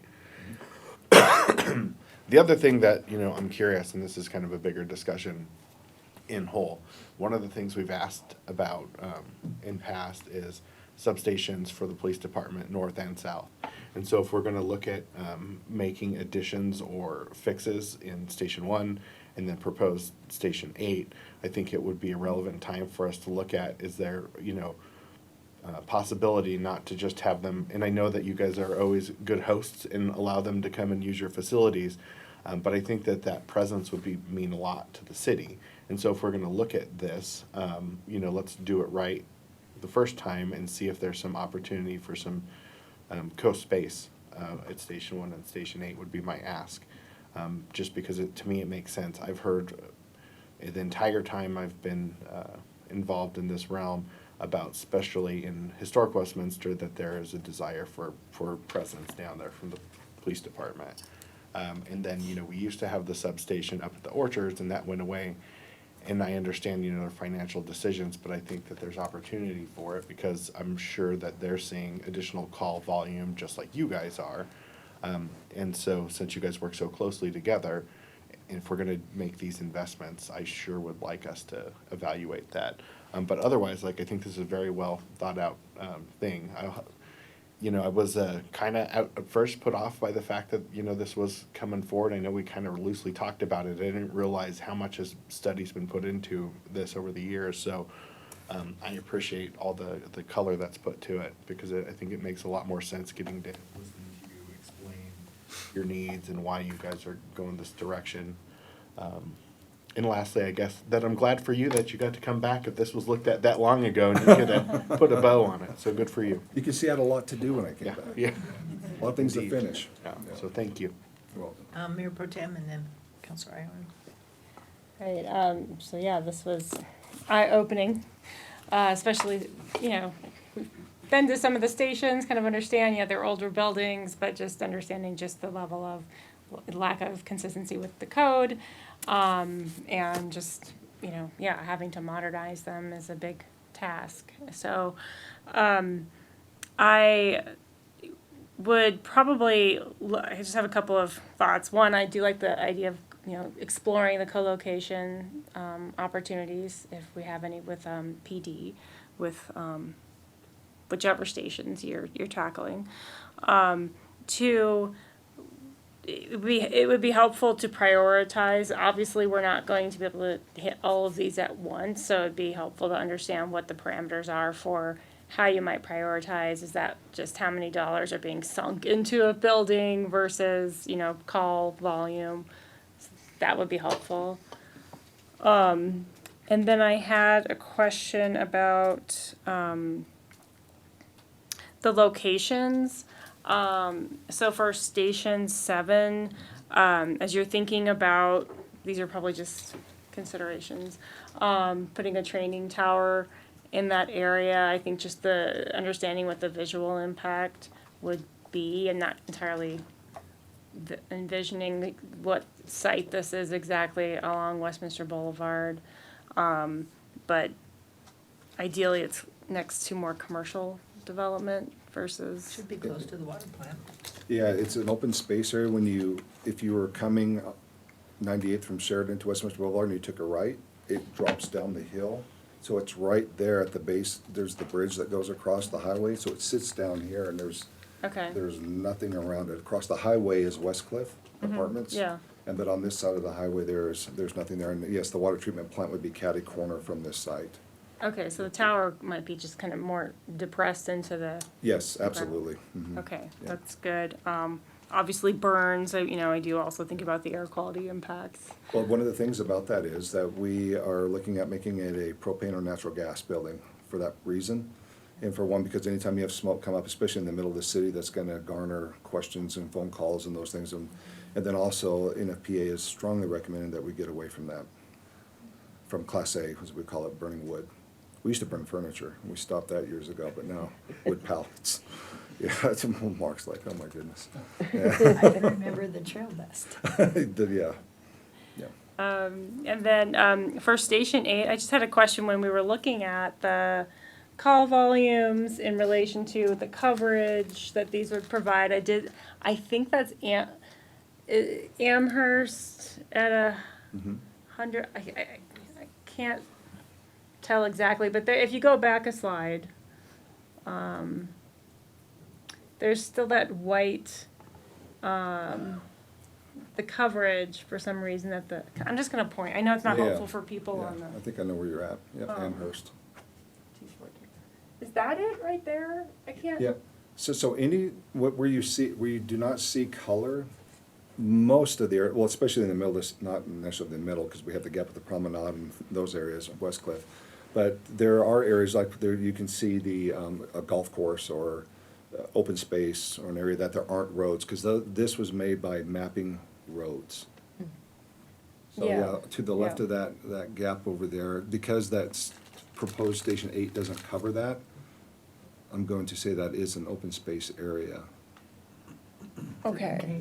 Is that okay, so maybe it's a little bit, Yeah, because you can see where on the right map, how it does come down into that area a little bit. okay. Yeah. I was just making sure, because there were it looked like when you go to the next slide, there were a lot of calls on it. In that corner up there. There's a green, oh, So just, yeah.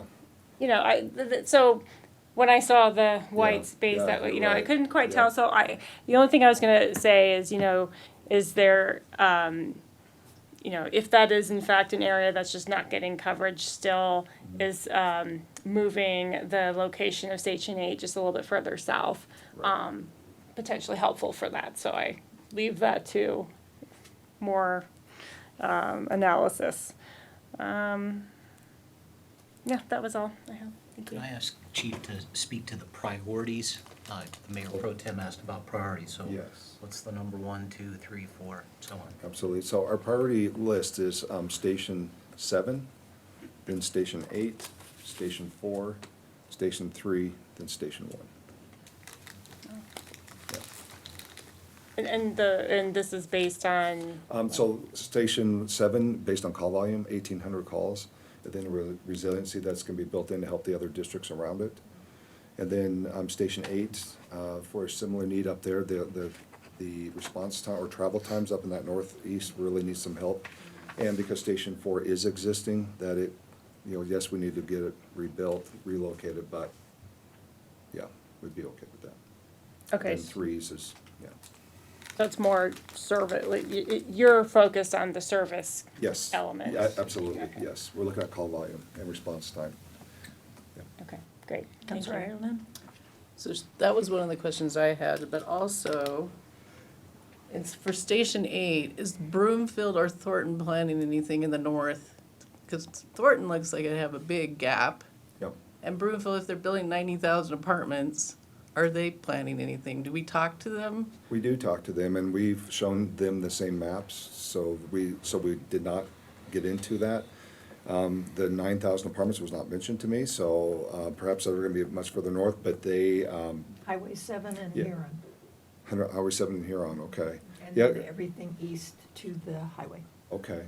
Well, what's interesting about this is that if you look at the map, you can see there's Station 66 straight north of proposed Station 8 and a little bit to the west. That is a North Metro station currently. So to answer, they're not gonna, I do not foresee them to build a station in between us and them. They would go further north. Because there's Highway 7, it looks like, just north of that. There is a big gap from 75 and Thornton Yeah. to there. They're building Station 8 to the east a little bit. It's not on this map. But Thornton is building their Station 8 to the east, up north, yeah.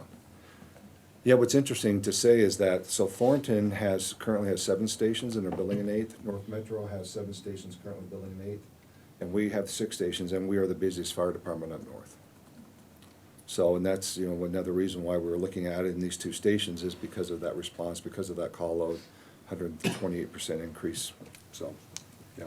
So do you have the costs for, like, if you did Station 7, do you have the cost for that? We do. Okay, Yes, ma'am. so what is it? So Station 7's 30 million, because it's all the things that I talked about. Adding administration to that, training, EOC, backup dispatch, and then putting more apparatus central. So it'd be a big fire station. And Station 8's how much? Station 8, 16.3 million, 4, 20, 3, 17.5, and 1. 6.1. Is that all of them, or is there more? The training would be 8 million. And the reason, 8 that number million. seems low to us, I had to second guess that, but it's because Station 7's gonna be built on the same site, so that's gonna be a big part of the cost. So that's in addition to the 30 million for the training? Correct. Yes, ma'am. Yeah. Counselor Camelia. Thank you. I just want to say this is the gold standard of a presentation, so thank you so much. This is brilliant. You explained how you got to your numbers. You showed the neighboring cities and what they provide and how they will interact with our needs. You gave visuals of your examples. And every ask you had, you linked it to a number, and then you provided us the calculation of how you got to that number. And so you answered a lot of the questions before I had to ask them, so just thank you. The only question I really had was the old training ground, that land, Mhm. is that city land? Yes, I'm really glad you brought that up. That's one of the points I failed to mention. Parks has wanted that land back I had a feeling. for a long time. So Little Dry Creek, back there. so Little Dry Creek corridor, that would, well, I can't speak on behalf of these fine gentlemen behind me, but from what I understand is that, building that park corridor through that area. And we've been looking for years to move that tower to another location and give parks that land back. So that would be a big benefit to the southern part of Westminster to have that land back. Thank you. Counselor Hott, did you have anything? I don't have any questions, but again, thank you for the presentation. I think this was fantastic. Thank you. Great presentation. Learned a lot. Are we discussing what the proposal? That's was? next. Okay. Because that's where I have the questions. Thank you, Chief. If I could invite Ryan Winger down. Ryan's with Magellan Strategies. Ryan's the lead project manager and their director of strategy. Ryan has been with Magellan Strategies since 2007 and managed hundreds of ballot measure surveys for local governments, school districts, and special districts during that time.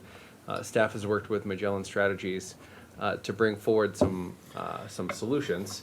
to the discussion that we're having this evening. So with that, I'm going to turn it right over to Ryan. Sure. Staff, mayor, council, great to be with you this evening. Do you want to run that, or you want me to? I know this is More than willing. this is more slides, and I was gonna apologize to all. I know this presentation more than doubled the size of your packet this evening, but I can promise you that my average time per slide will not be the same as earlier presenters. So we'll move through it quickly, but not too quickly. So let's get right into it.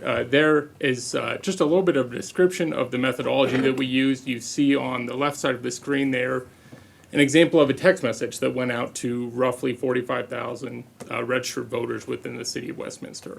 And using that method combined with the crack work done by Andy and the communications department for the city, we were able to interview 1,500 residents, or just over 1,500 there in mid-March over the 19th and 20th. And so that gives us a very high degree of confidence in the survey results. Margin of error there you see of 2.5%. But most importantly, these results are weighted to represent what we expect to be presidential election year turnout in Westminster in November.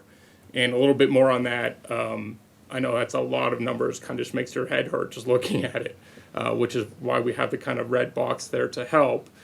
Basically what you see here is the difference between a presidential year versus an odd election year. These are all November turnouts. Don't see much difference in gender or by party, you wouldn't expect to, but where you really see the difference is in age groups. So that 18 to 34 age group, for instance, is a much lower percentage of the vote in an odd year than they are in a presidential year. And so by looking at past data, looking at comparable elections, we can look forward to project, okay, here's what turnout might look like this November, and then weight the results to match what we expect turnout to be. So just getting into, what was the purpose of the survey? What were we trying to achieve here? And the primary objective was to measure support for two different things. One was a 0.5% sales tax increase, the other an 8 mil property tax increase, both to fund fire department capital improvements, as the chief just finished describing. So we educated respondents about the needs of the fire department, but also at the beginning of the survey, just got some general measurements of city services as a whole. As far as some key findings, what we found is that support for a 0.5% sales tax increased from 67% to 70% after respondents read information that was similar to the information that the chief just finished going through. In an ideal world, we would be able to have him make that same presentation to every single voter in the city, but that's not possible. So we tried to replicate that as much as possible. When asked why they would vote yes on that 0.5% sales tax, the common themes were a sales tax is typically viewed as a fair option. It's necessary for public safety and quality services, and it was viewed as affordable by many respondents. Contrast that with the 8 mil property tax increase, which started at 33% support, and after respondents read the information about the fire department and its needs, moved up to 41%. So not there at 50% and significantly lower than support for the sales tax increase. And the other thing I'll note is just both the city in general and the fire department specifically are pretty well liked and have a high job approval among respondents. On that note, here's kind of the first question we asked as we're getting respondents into the survey. Generally speaking, do you approve or disapprove of the job the city's doing, managing services, programs, and initiatives? And this is a really high number. This is a strong measurement at 70%. Only 17% disapprove and 13% don't have an opinion. And you see there, I'm not going to spend a lot of time tonight dwelling on the subgroups on the right side of the slide, but you see there that across the board we have some pretty strong measurements. When you ask a question like that, we didn't want to just leave it there, though. We wanted to ask, for those who said they approve of the job the city is doing, please describe the reasons why, right? And not surprisingly, you get things like the quality of services provided. They're happy with the level of engagement and communication with residents. They're happy with the infrastructure and development work that's being done, and they generally feel safe and have a high quality of life in the city. Among the 17% that disapprove of the job the city is doing, here's their reasons why. A little bit of discontent with infrastructure and maintenance, the rate of urban growth and development. That's something that obviously is not unique to you all in pretty much any community here on the Front Range. there's going to be a group that is unhappy with that rate of growth and development. Public safety and services, communication and transparency. So a lot of the same areas that many folks are happy with, there is certainly a group that is not happy among the 17%. We then wanted to ask, again, we're not getting into specific fire department issues yet, but we wanted to see what are the top 2 or 3 issues or problems that you think the city should be addressing the most. And I will say that in pretty much any community along the Front Range that we've done this type of survey for in the past few years, these are the top 3. And the first 2 is not really a surprise and have probably been this way for the last century at least. It's infrastructure, maintenance, and development, and it's public safety, right? Those are 2 things that are viewed as very core functions and services of any municipality. The third, housing affordability and homelessness, is something that obviously in the past decade or so, certainly in the last 5 years, has really been a rising concern in many communities, and you see that here as well. The next section was just a list of city services and programs, asking respondents to indicate how satisfied they are with each one. And so we'll just go on down through the list here. Parks and recreation programs, facilities, high level of satisfaction there. And then the fire department services, high level of satisfaction there. Those are really the top 2 in terms of what respondents really love and appreciate about the city. Going on down the list, libraries is pretty high as well. Water and sewer, police department services, all up there near 60% who are at least satisfied, if not very satisfied. In general, the services and programs provided by the city, customer service, effectiveness of communication, these are all also in the mid to high 50s. Maintenance of streets and sidewalks, as we start going down the list, ambulance and emergency medical services. And then we get to the bottom here. These are really the bottom 5, but I'll explain that it's pretty typical that these are the bottom 5. For one, flow of traffic on city streets, I don't think you could find any community in this area that would be over 50% who are satisfied with the flow of traffic on city streets. And then those other 4 are low numbers because they have such a high number of people who don't have any experience with them. So it's a high no opinion number, basically. If you've never dealt with municipal court services, you don't really have any frame of reference by which to judge them. Starting to get a little bit closer to the ultimate core topic of the survey, do you agree or disagree with the following statement? City of Westminster is fiscally responsible and spends taxpayer money wisely. This 57% is typically, again, we do this kind of work all over the state of Colorado. That 57% is above average. Oftentimes we'll see it usually about 10 points lower. Typically what we say is anything above 50 is good. And so 57 is a solid measurement. You do have that 25%, the quarter that disagree, and then 18% have no opinion. So those are just the respondents that you ask them out of the blue, hey, do you think the city's responsible and spends taxpayer money wisely? They haven't spent hardly any time thinking about it. They've got other things on their mind, right? And actually, I always say I like seeing that 18%. If that was like 2%, then I would think, okay, we're not talking to really the average voter here, because the average voter is going to include plenty of people that just don't have an opinion off the top of their head on that. So then transitioning to ask some more specific questions about the fire department. How familiar are you with the Westminster Fire Department and the services they provide? 14% very familiar, 41% somewhat familiar. So that makes sense. I mean, honestly, when I first saw this, I was like, well, everyone should pretty much know what the fire department does. But when you think about it, if you haven't had any personal interaction with the fire department yourself, you might say, yeah, I'm not too familiar, because even though I know what the fire department does, I can't speak for them personally, right? So I think that kind of explains that. Asking the same kind of question, do you approve or disapprove of the job they're doing? And it's very similar, 69%. And then you have that 29% that, again, those are the folks that really don't have a frame of reference. But overwhelmingly, there's hardly anyone who said that they disapprove of the job the department is doing, which I think is important to note. And 42% strongly approve of the job they're doing. This was an interesting question that we ask, in most Front Range communities, especially in light of the Marshall Fire, which was going on, 4 years ago So do you think fire risk in Westminster has increased, stayed about the same, or declined in the past 5 years?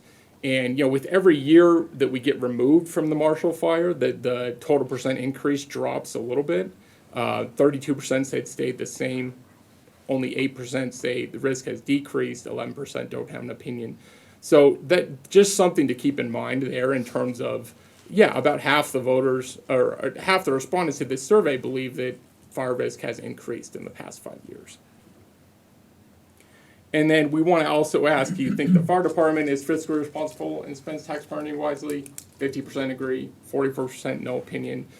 Even more, the average voter doesn't really have any kind of perception of how the fire department specifically is spending money. But we always want to ask this whenever we're dealing with any government entity, because we need to know, is there something underlying that's going to be a cause for concern regardless of the specifics of anything that may end up on the ballot, right?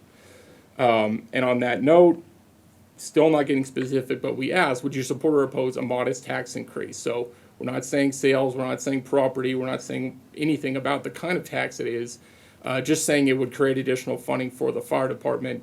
62% would support, 30% would oppose, so you got a 2-to-1 margin there, and 8% no opinion. So those are kind of the initial questions that we wanted to ask before we get into specifics of any kind of ballot measure. But we also want to include a statement like this, which is a very common statement that we include in any kind of ballot measure polling, is that the city has not decided to place a ballot measure before voters this November, and that your participation is going to be very important in helping us to make that decision. So making sure respondents know, stick with us here, your response is important, and we want to hear from you. So then we get into specifics. What is the city considering this November, following our 2 ballot measure questions? So again, we're providing them with information about a sales tax and a property tax. After reading about each one, please indicate how you would vote, and reminding them that only one will be put before voters this November, just to kind of get that idea out of their head. Oh, what if they do both? It's only going to be one. And starting with the 8 mil property tax increase, this is the way that we always ask this kind of question. You don't just want to leave it at 8 mils, because the average person doesn't know what 8 mils means to them personally, right? So we have the math in there for a home valued at $500,000 would cost a homeowner about $20 per month. So they can take that, they can extrapolate from that $500,000 to the value of their own house and get some rough idea of what this is going to cost them.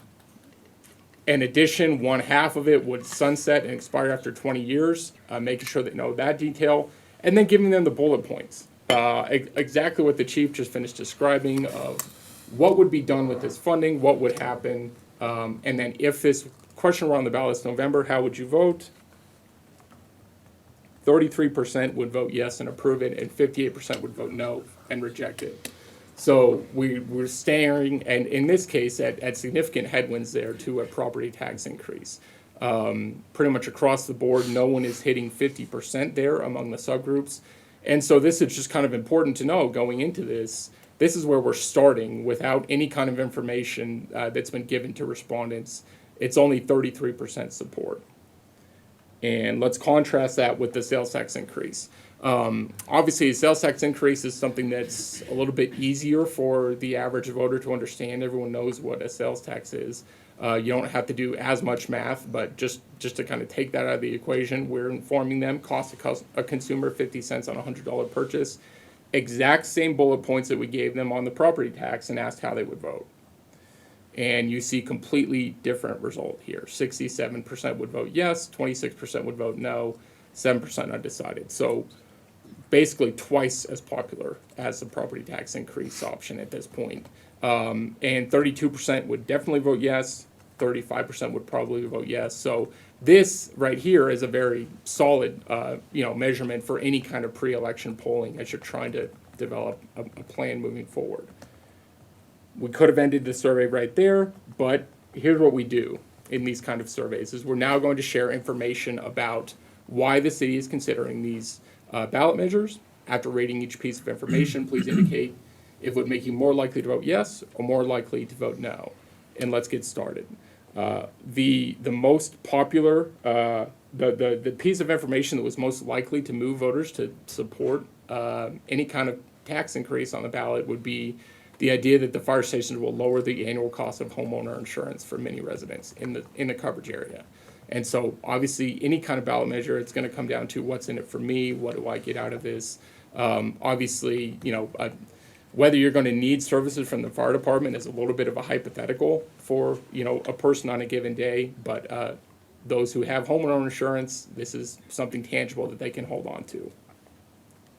The idea of wildfire mitigation also is really important to voters. This idea, because pre-evacuation preparations did occur in Westminster in 2021 as a result of the Marshall Fire, this increase in funding will help the department to implement the kind of fire mitigation that can help protect residents from devastating situations like this.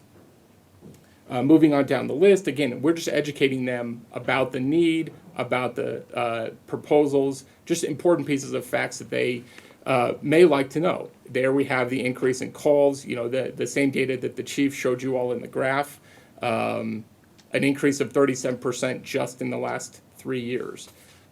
If the ballot measure is not approved, the city may have to consider combining its resources with another fire district.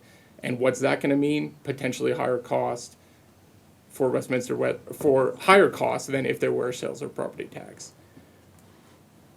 The nice thing about, again, doing a survey like this is we can include images, we can include graphs and charts, and so this is a chart that basically shows that the city of Westminster residents are paying a significantly lower mill levy in terms of a combined city and fire levy because they don't have a fire protection district levy. This was kind of eye-opening for many respondents, obviously, where 71% would be more likely to vote yes if they knew or knowing that information. Then we had a message also about the training, the idea, as the chief described, a new training facility would be at one of these new fire stations, and so they would not have to continue to share that training space with North Metro. We did include these maps in the survey as well, the same ones that the chief had showed, again, just showing the areas of the city that would be most likely affected by the location of these new stations in case there were any questions among respondents about where these new stations would be located. Obviously, a big part of any conversation for the fire district is call response time. And so we wanted to drive home that point as well, is that with these new stations, the department can not only maintain current response times, but in fact improve them in a lot of cases. Then we get into specifics. Okay, here's what Station 1 looks like. Does this, if approved, revenue from the ballot measure will fund the remodeling of Station 1, which was built in 1969. There's an image of it. Another factor, the increase in distracted driving. And again, these are ranked in terms of how likely voters are to approve after knowing the information. Distracted driving, number of auto accidents or calling an emergency response from the fire district has significantly increased. Does that move the needle? The replacement of fire stations 3 and 4 with accompanying images of those two buildings. In the city of Westminster, businesses pay about 1/3 of all property taxes. I wanted to see if that moved the needle at all. And again, we're now below 60% support. We basically say anything above 60 is a solid piece of information that's important, and anything below 60 is kind of a mixed bag. And on this question, we're not necessarily expecting this to move the needle at all, but it's just this is the first kind of piece of information that we test, just making sure that the respondent knows that there are 6 stations in the city. The average voter may know the location of 1 or 2 of these, be familiar with them, but they probably are not familiar with all 6. And so just giving them, again, some conception of here's the stations, approximately 114,000 residents, 153 full and part-time employees. So after going through all that information, we're going to ask them the same 2 questions that we had asked before, reminding them that only one is going to be put on the ballot potentially, that 8 mil property tax increase, again, exact same information, and it moves from 33% to 41%. So it's 8-point movement now that they're educated. That's why we call it the informed ballot test, is they have information about why the need is important and what this funding would go towards. Still, that all being said, it is still below 50%, and in any pre-election polling, really the target that we're looking for is really 60%, because there are going to be certain external factors that are going to be out of your control that can start to eat away at support. You don't just want to hang your hat on 50% plus one. But among those 41%, we asked why they would support a property tax increase. Not surprising. They realize the need, and they just think community safety is important, and they want to be there and support emergency services that they may have to, avail themselves of. The 49% that would oppose a property tax increase simply believe that property taxes are already too high, or they prefer a sales tax or some combination of those. There is a group, obviously, that's dissatisfied with city spending. We saw that a little bit in the previous slides. And then just concerns about fairness and equity, where they believe a sales tax is more fair than a property tax, which only falls on those who own property in the city. On the formal property tax increase, let's see, I think I skipped. Oh, sorry, yeah, so we didn't want to just leave it at 8 mils. We wanted to also ask, hey, what if instead of 8 mils we did a 4 mil property tax increase? Does that move the needle at all, or does that make a difference? And the answer is not really. 45% would vote yes, 44% would vote no, 11% undecided. And so what this shows is it's not the size of the property tax increase, it's the general idea of a property tax increase in and of itself, which I will say is very typical to a lot of surveys we're doing around Colorado right now. Property taxes are just, it's a difficult environment given rising home assessments in the past 12 months. Moving on to the sales tax, again, 0.5% sales tax, spelling everything out for them, and it moves from 67% to 70%. So 3-point movement doesn't seem like a ton, but it was already fairly high to begin with, so it makes sense. And again, we're talking 37% would definitely vote yes. 33% would probably vote yes. So very strong measurement across the board. And the reasons why are, again, they view it as an issue of fairness. A sales tax is in this case viewed as more of a fair option than a property tax. They believe it's important for public safety and service in the city. And they believe that a 0.5% sales tax increase is something that's affordable for them and their family, and they won't feel the impact anywhere near as much as they would with a property tax increase. There is still obviously that roughly 1 in 5 or 22% that would oppose a sales tax increase. Same kind of reasons why folks would oppose a property tax increase. Taxes are already too high, lack of trust in government spending. They prefer the city to take a look at some other way to reduce cost or increase efficiency, and they just are skeptical generally about a need for additional funding at this time. Wanted to ask the same question there. Okay, what about a 0.25 rather than 0.5? Barely moves the needle. So again, it's not the number itself really that we're talking about. It's more just the idea that a sales tax is viewed by many of these voters as being a more fair or a more equitable option than a property tax increase. And then finally, we wanted to ask them, do you have any final thoughts or opinions you'd like to share? Just an open-ended opportunity for them to give that opinion. And then the number one theme was, again, a reiteration of an opposition to property tax increases and a preference for the sales tax increase. They appreciate the transparency they found in this survey and just want the city to spend more time getting that information out there so that everyone is aware of, okay, here's the need. Because the other theme is that these respondents in general want to support the fire department's needs. It's not viewed as something that is unnecessary or something that they really are hesitant to support at this time. They just want to make sure that the funding mechanism is something that makes sense to them.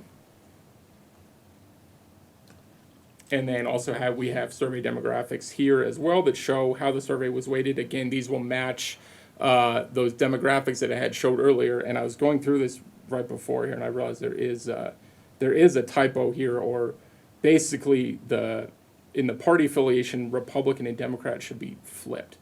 In case anyone catches that, I may have been the only one looking for it, but so that is something that is a change that we should make here on these demographic slides. Living situation, income, and with that, I'll take any questions. Questions? Councilor Ireland? So you talked about it lowering your insurance rates on your home. Do you know what that is? No. You don't have an idea if that's true or if it. No, yeah, staff can probably talk to it. I don't know it off the top of my head. Okay. Well, I'd like to find that out.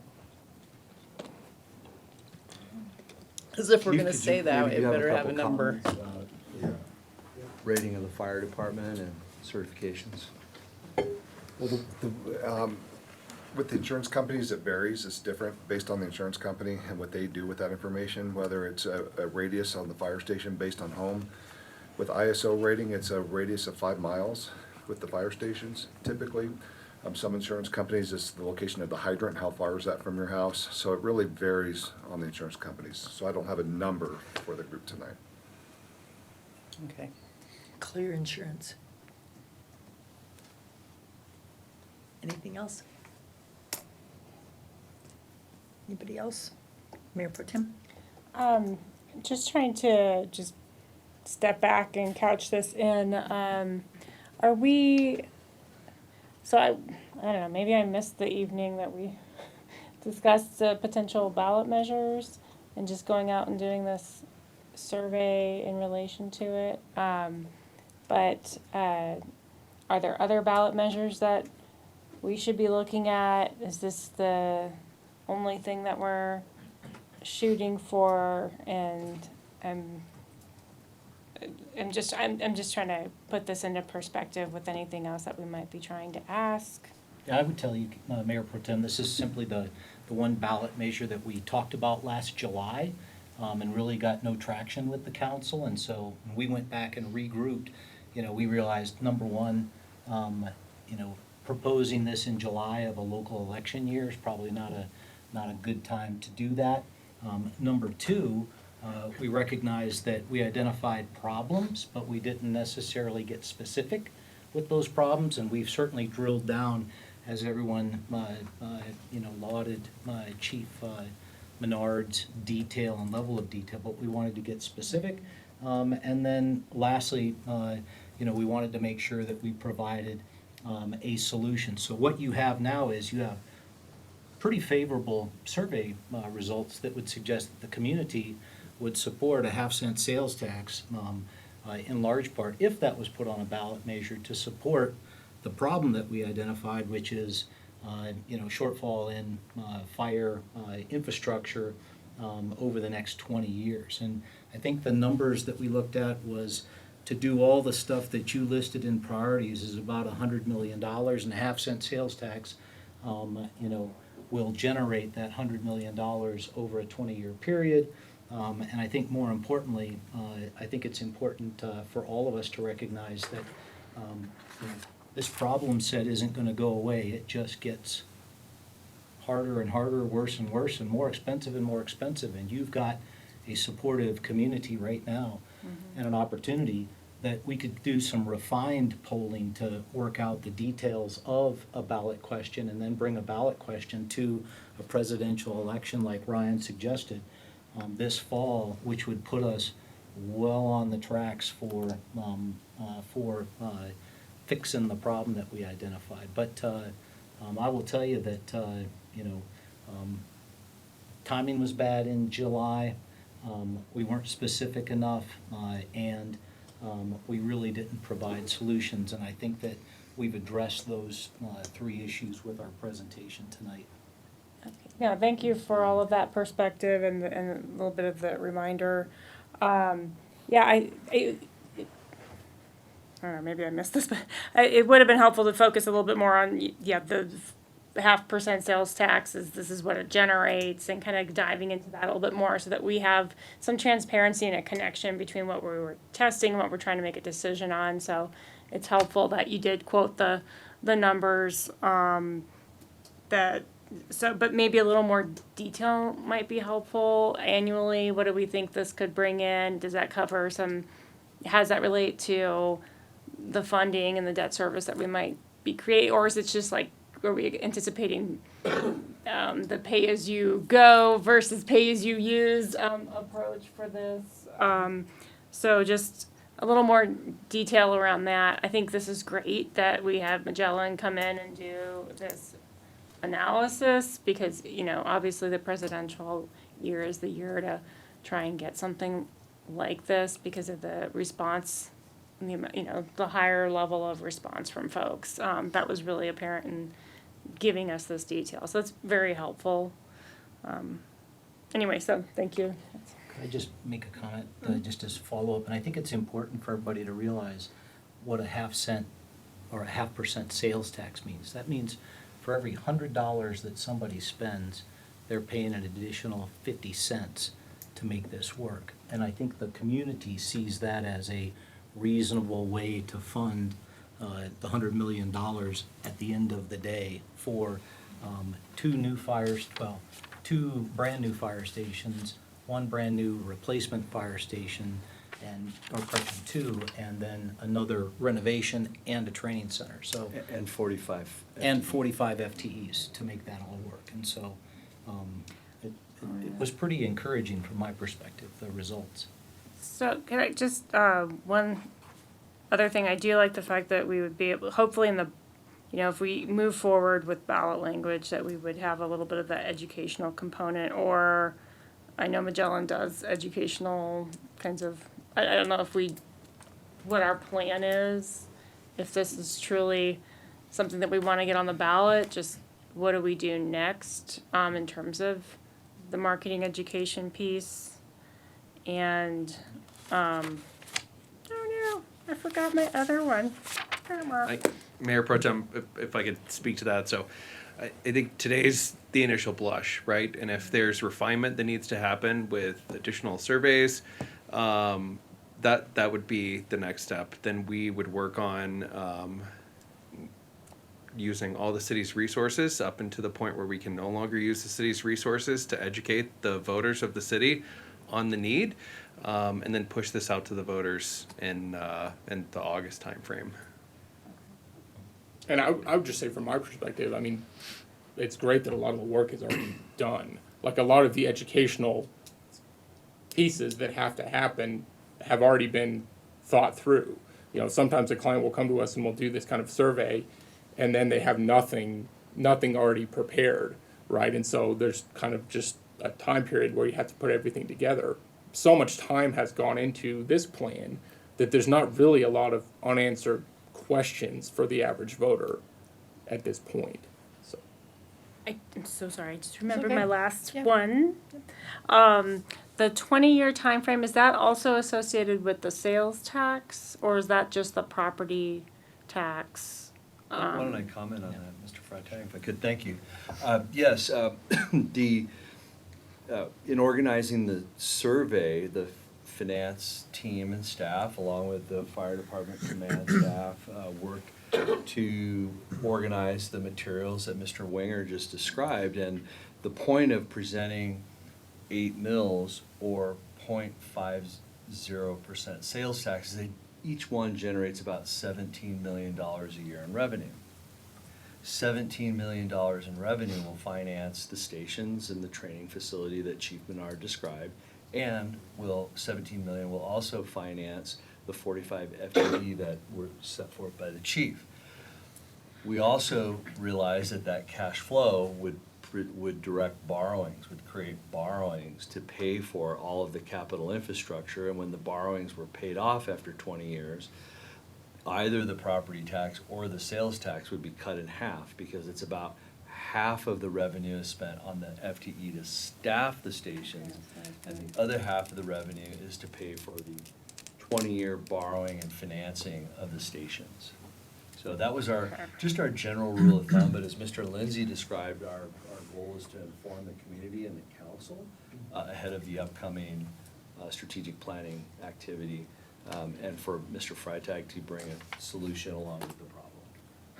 So that was a little bit of the financial modeling, and we could show more detail of that, but a lot of that was described in the survey itself that let folks know in either case, half of the revenue drops off because the facilities are thusly paid for. Okay? Thank you. Counselor Demott? Excuse me. So a couple things. To Mayor Pro Tem's point about not remembering when this was asked if we were going to do this, as from council's perspective, if this was the right move to go out and poll. I do recall when this came before us before, and I recall the council at the time saying no. So I was taken aback at best when I saw that heard that this was happening, because we weren't really asked. And I would say, from a counselor's perspective, there is an expectation when the city does something like this that we gave it some sort of blessing to go forward. So I will tell you, I was caught off guard, and I came in here with a very different opinion than I'm going to leave with, because I think the presentation really showed the problem and why we're doing this. And I think that's just a learning that had I got this presentation before you went out, I would have said, yeah, this makes sense. Let's go out and survey the community. In the past, we have surveyed we have done increase specifically with the public safety tax that failed. Surprisingly, to me it was surprising, but I would say if there was a lesson in it, it's much like I've brought up before. I think that like in this part of the community, like Jeffco being a good example with their school board, they're very specific in their ask, and I've brought that up in the past. I think that probably the reason you got good results with this was being specific in what you're asking in the problem and result. But I wanted to at least share that, because I came in here with a very different opinion than I'm leaving with, and my feedback initially was going to be much different. But I think that this makes sense to me as you've explained it. But I do think it would have benefited the community for us to get this ahead of time, so we could have felt a little bit more supported, at least from my perspective, and a little less blindsided. Anything else? Anybody before she goes? To clarify on the 20 years, is this tax going to sunset? Would that be the plan, or is this tax permanent and the money is always set aside for the needs of the fire department? Once we meet the goals, what then? Yeah, that was described in the survey, and I'll just expand on what I described a moment ago, which is you can't have new stations without firefighters. You can't have firefighters without a place for them to right, have and so it would go to, location. okay. So we described it as one half of the tax, either one, would sunset and sunset permanently. The other half would have to go on perpetually, because the firefighters would Right. need to be there perpetually as it was. Okay. I did hear that, I just wasn't sure. Okay, got it, thank you. No, I have nothing. Counselor Zadi? I'll just say thank you for this very comprehensive survey. I think it was well done, and I get your psychological reasons, right, as to why you asked what and when you asked it. I think was really good, and I don't recall us saying no to anything, so that's not my recollection. So I just want to thank staff. Thanks. So there were polls on Facebook. Who did those? They all went to the links all went to one place. I don't know about Yeah, so Facebook, though. there's only one link. I mean, I don't know our- what, can't really control what someone's doing on, is it, the city was promoting it on Facebook, is that what you're saying? Yeah, so that's all That was rolled, you. that's all rolled into this survey, yeah. Yep. But you actually talked to 1,500 people. Completed 1,500 interviews, yeah, so that 1,505 means that they completed the entire survey. So did you use any of Facebook's input? I'm confused. I guess I'm not sure. Maybe I can answer that, Yeah. if I could, Ryan, so through all of the city's outreach channels, from the email, 65,000 emails, 42,000 text messages, the link that was present on westminsterco.gov, and then our communications office used our accounts on, I presume, Instagram, Facebook, and all the other X and so forth. There was only one, that link, they were all the same. So however the person accessed that's how the survey was filled out. Okay, and because we got 1,500 in just about a day's time, and that's a statistically valid number, we chose not to spend the additional money to call people and speak to them on the telephone, because we got such a rapid response due to that number. So nobody was spoken to voice. All of these were from unique internet IP addresses, if I can say that correctly. Yeah, exactly, That's and correct. we also asked them, as part of the demographics in the survey, how did you come about participating in the survey? And 52% took it from the text message that they received. 44% took it from an email they received from the city, and 2% took it from social media. 2% said other, which probably means a friend texted it to them or some other way. So yes, those responses are included in here, but they don't make up any significant portion of the overall responses, I think we can say, so. Okay, then, I was a little concerned to say 0.5 is different than saying the Adams County side will be now paying over 9% in sales tax, and Jeffco side will be paying 8.85% in sales tax. Those are the real numbers, and so I think that's a little misleading. And where was our businesses in this survey? And I just ask that because because we have a lot of borders, and if you go to buy something, it happens today. Why wouldn't it happen if we raise another 0.5%? And in all of my years on council, once you start getting to that 9% or over, it becomes a little scary because you don't want to hit that 10%. And so I kept looking at the survey, waiting for it to give the 9.1 and the 8.85 on the Jeffco side, and it just kept saying the 0.5% on what's the 3.65. So I don't think we were honest there and totally transparent, because that's not what they're going to see on their receipts. They may be paying the same amount, but they're going to see a totally different number. And I just know it will affect some of our businesses, but I didn't see them talk to it all. I don't know if you did or you didn't. Yeah, we didn't. No. This was an outreach to businesses. This was a survey of likely voters. Right. Obviously, if someone owns a business and lives in the city, they certainly could have participated in it, but there was no specific outreach to businesses, so. And with our city being almost built out, with an aging population, and we know that there's different strategies that people buy things, I just hope we're looking at all of those issues, because it's going to be changing. And you've got some very lofty goals. Councillor Ireland. So how much did this survey cost? Because I listened to the meeting where this was voted no. So I want to know how much it cost. Bottom line, that was not transparent at all. I can describe that.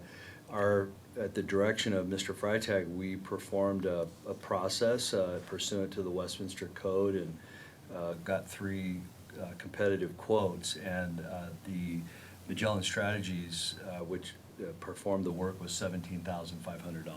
Okay, well, that wasn't approved by city council, by the way. Doesn't have to be, Counselor. It would be nice, since they voted no when you asked them before. No. The second thing, I feel like this is not transparent, because people are gonna think that their mortgage insurance is gonna go down if they vote for this. The way questions were made, I know for a fact that I would vote for it if I knew my insurance was gonna go down, because my insurance went from $2,000 to $6,000 a year for this year. So of course I would vote for it. But if that's the ballot measure and it reads that your insurance rates are going down and it doesn't go down, I have a problem with it, because that is not transparent. So, I think they use the word may.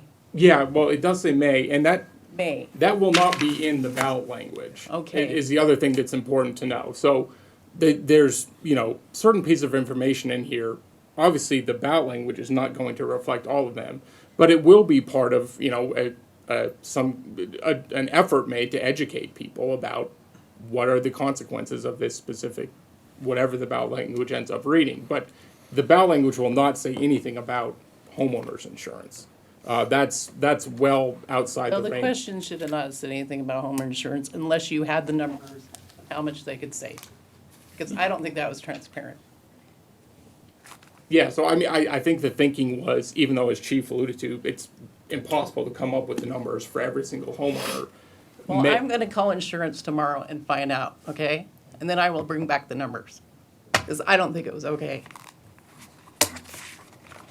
Anyone else? Councillor Huff? Yeah, I just want to point out something that I noticed in the presentation. During the Marshall Fire, I actually lived in the pre-evacuation area. I have birds, a dog, a cat, having to get all the carriers ready in case we had to evacuate. And that's also where you're proposing to put Station 7. That's also where there's a big hole. So when I was noticing that, I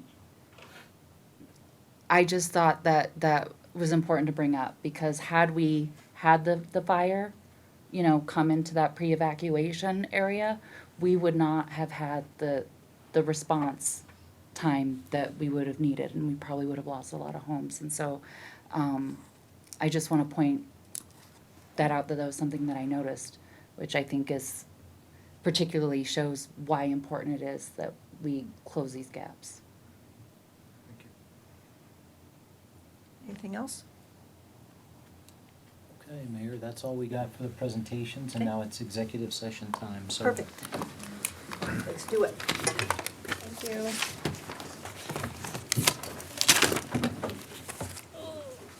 My notes.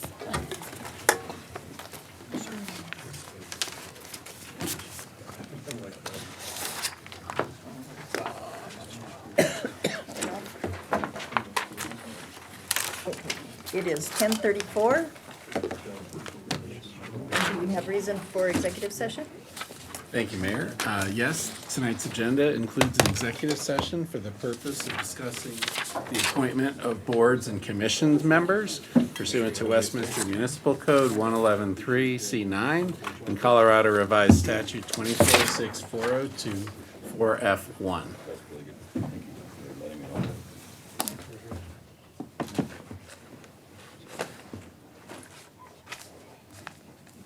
I will go around and ask each counselor if you're willing to go into executive session, keeping what you hear confidential.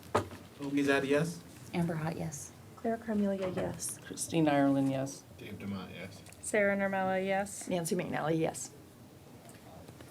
Thank you, Mayor. And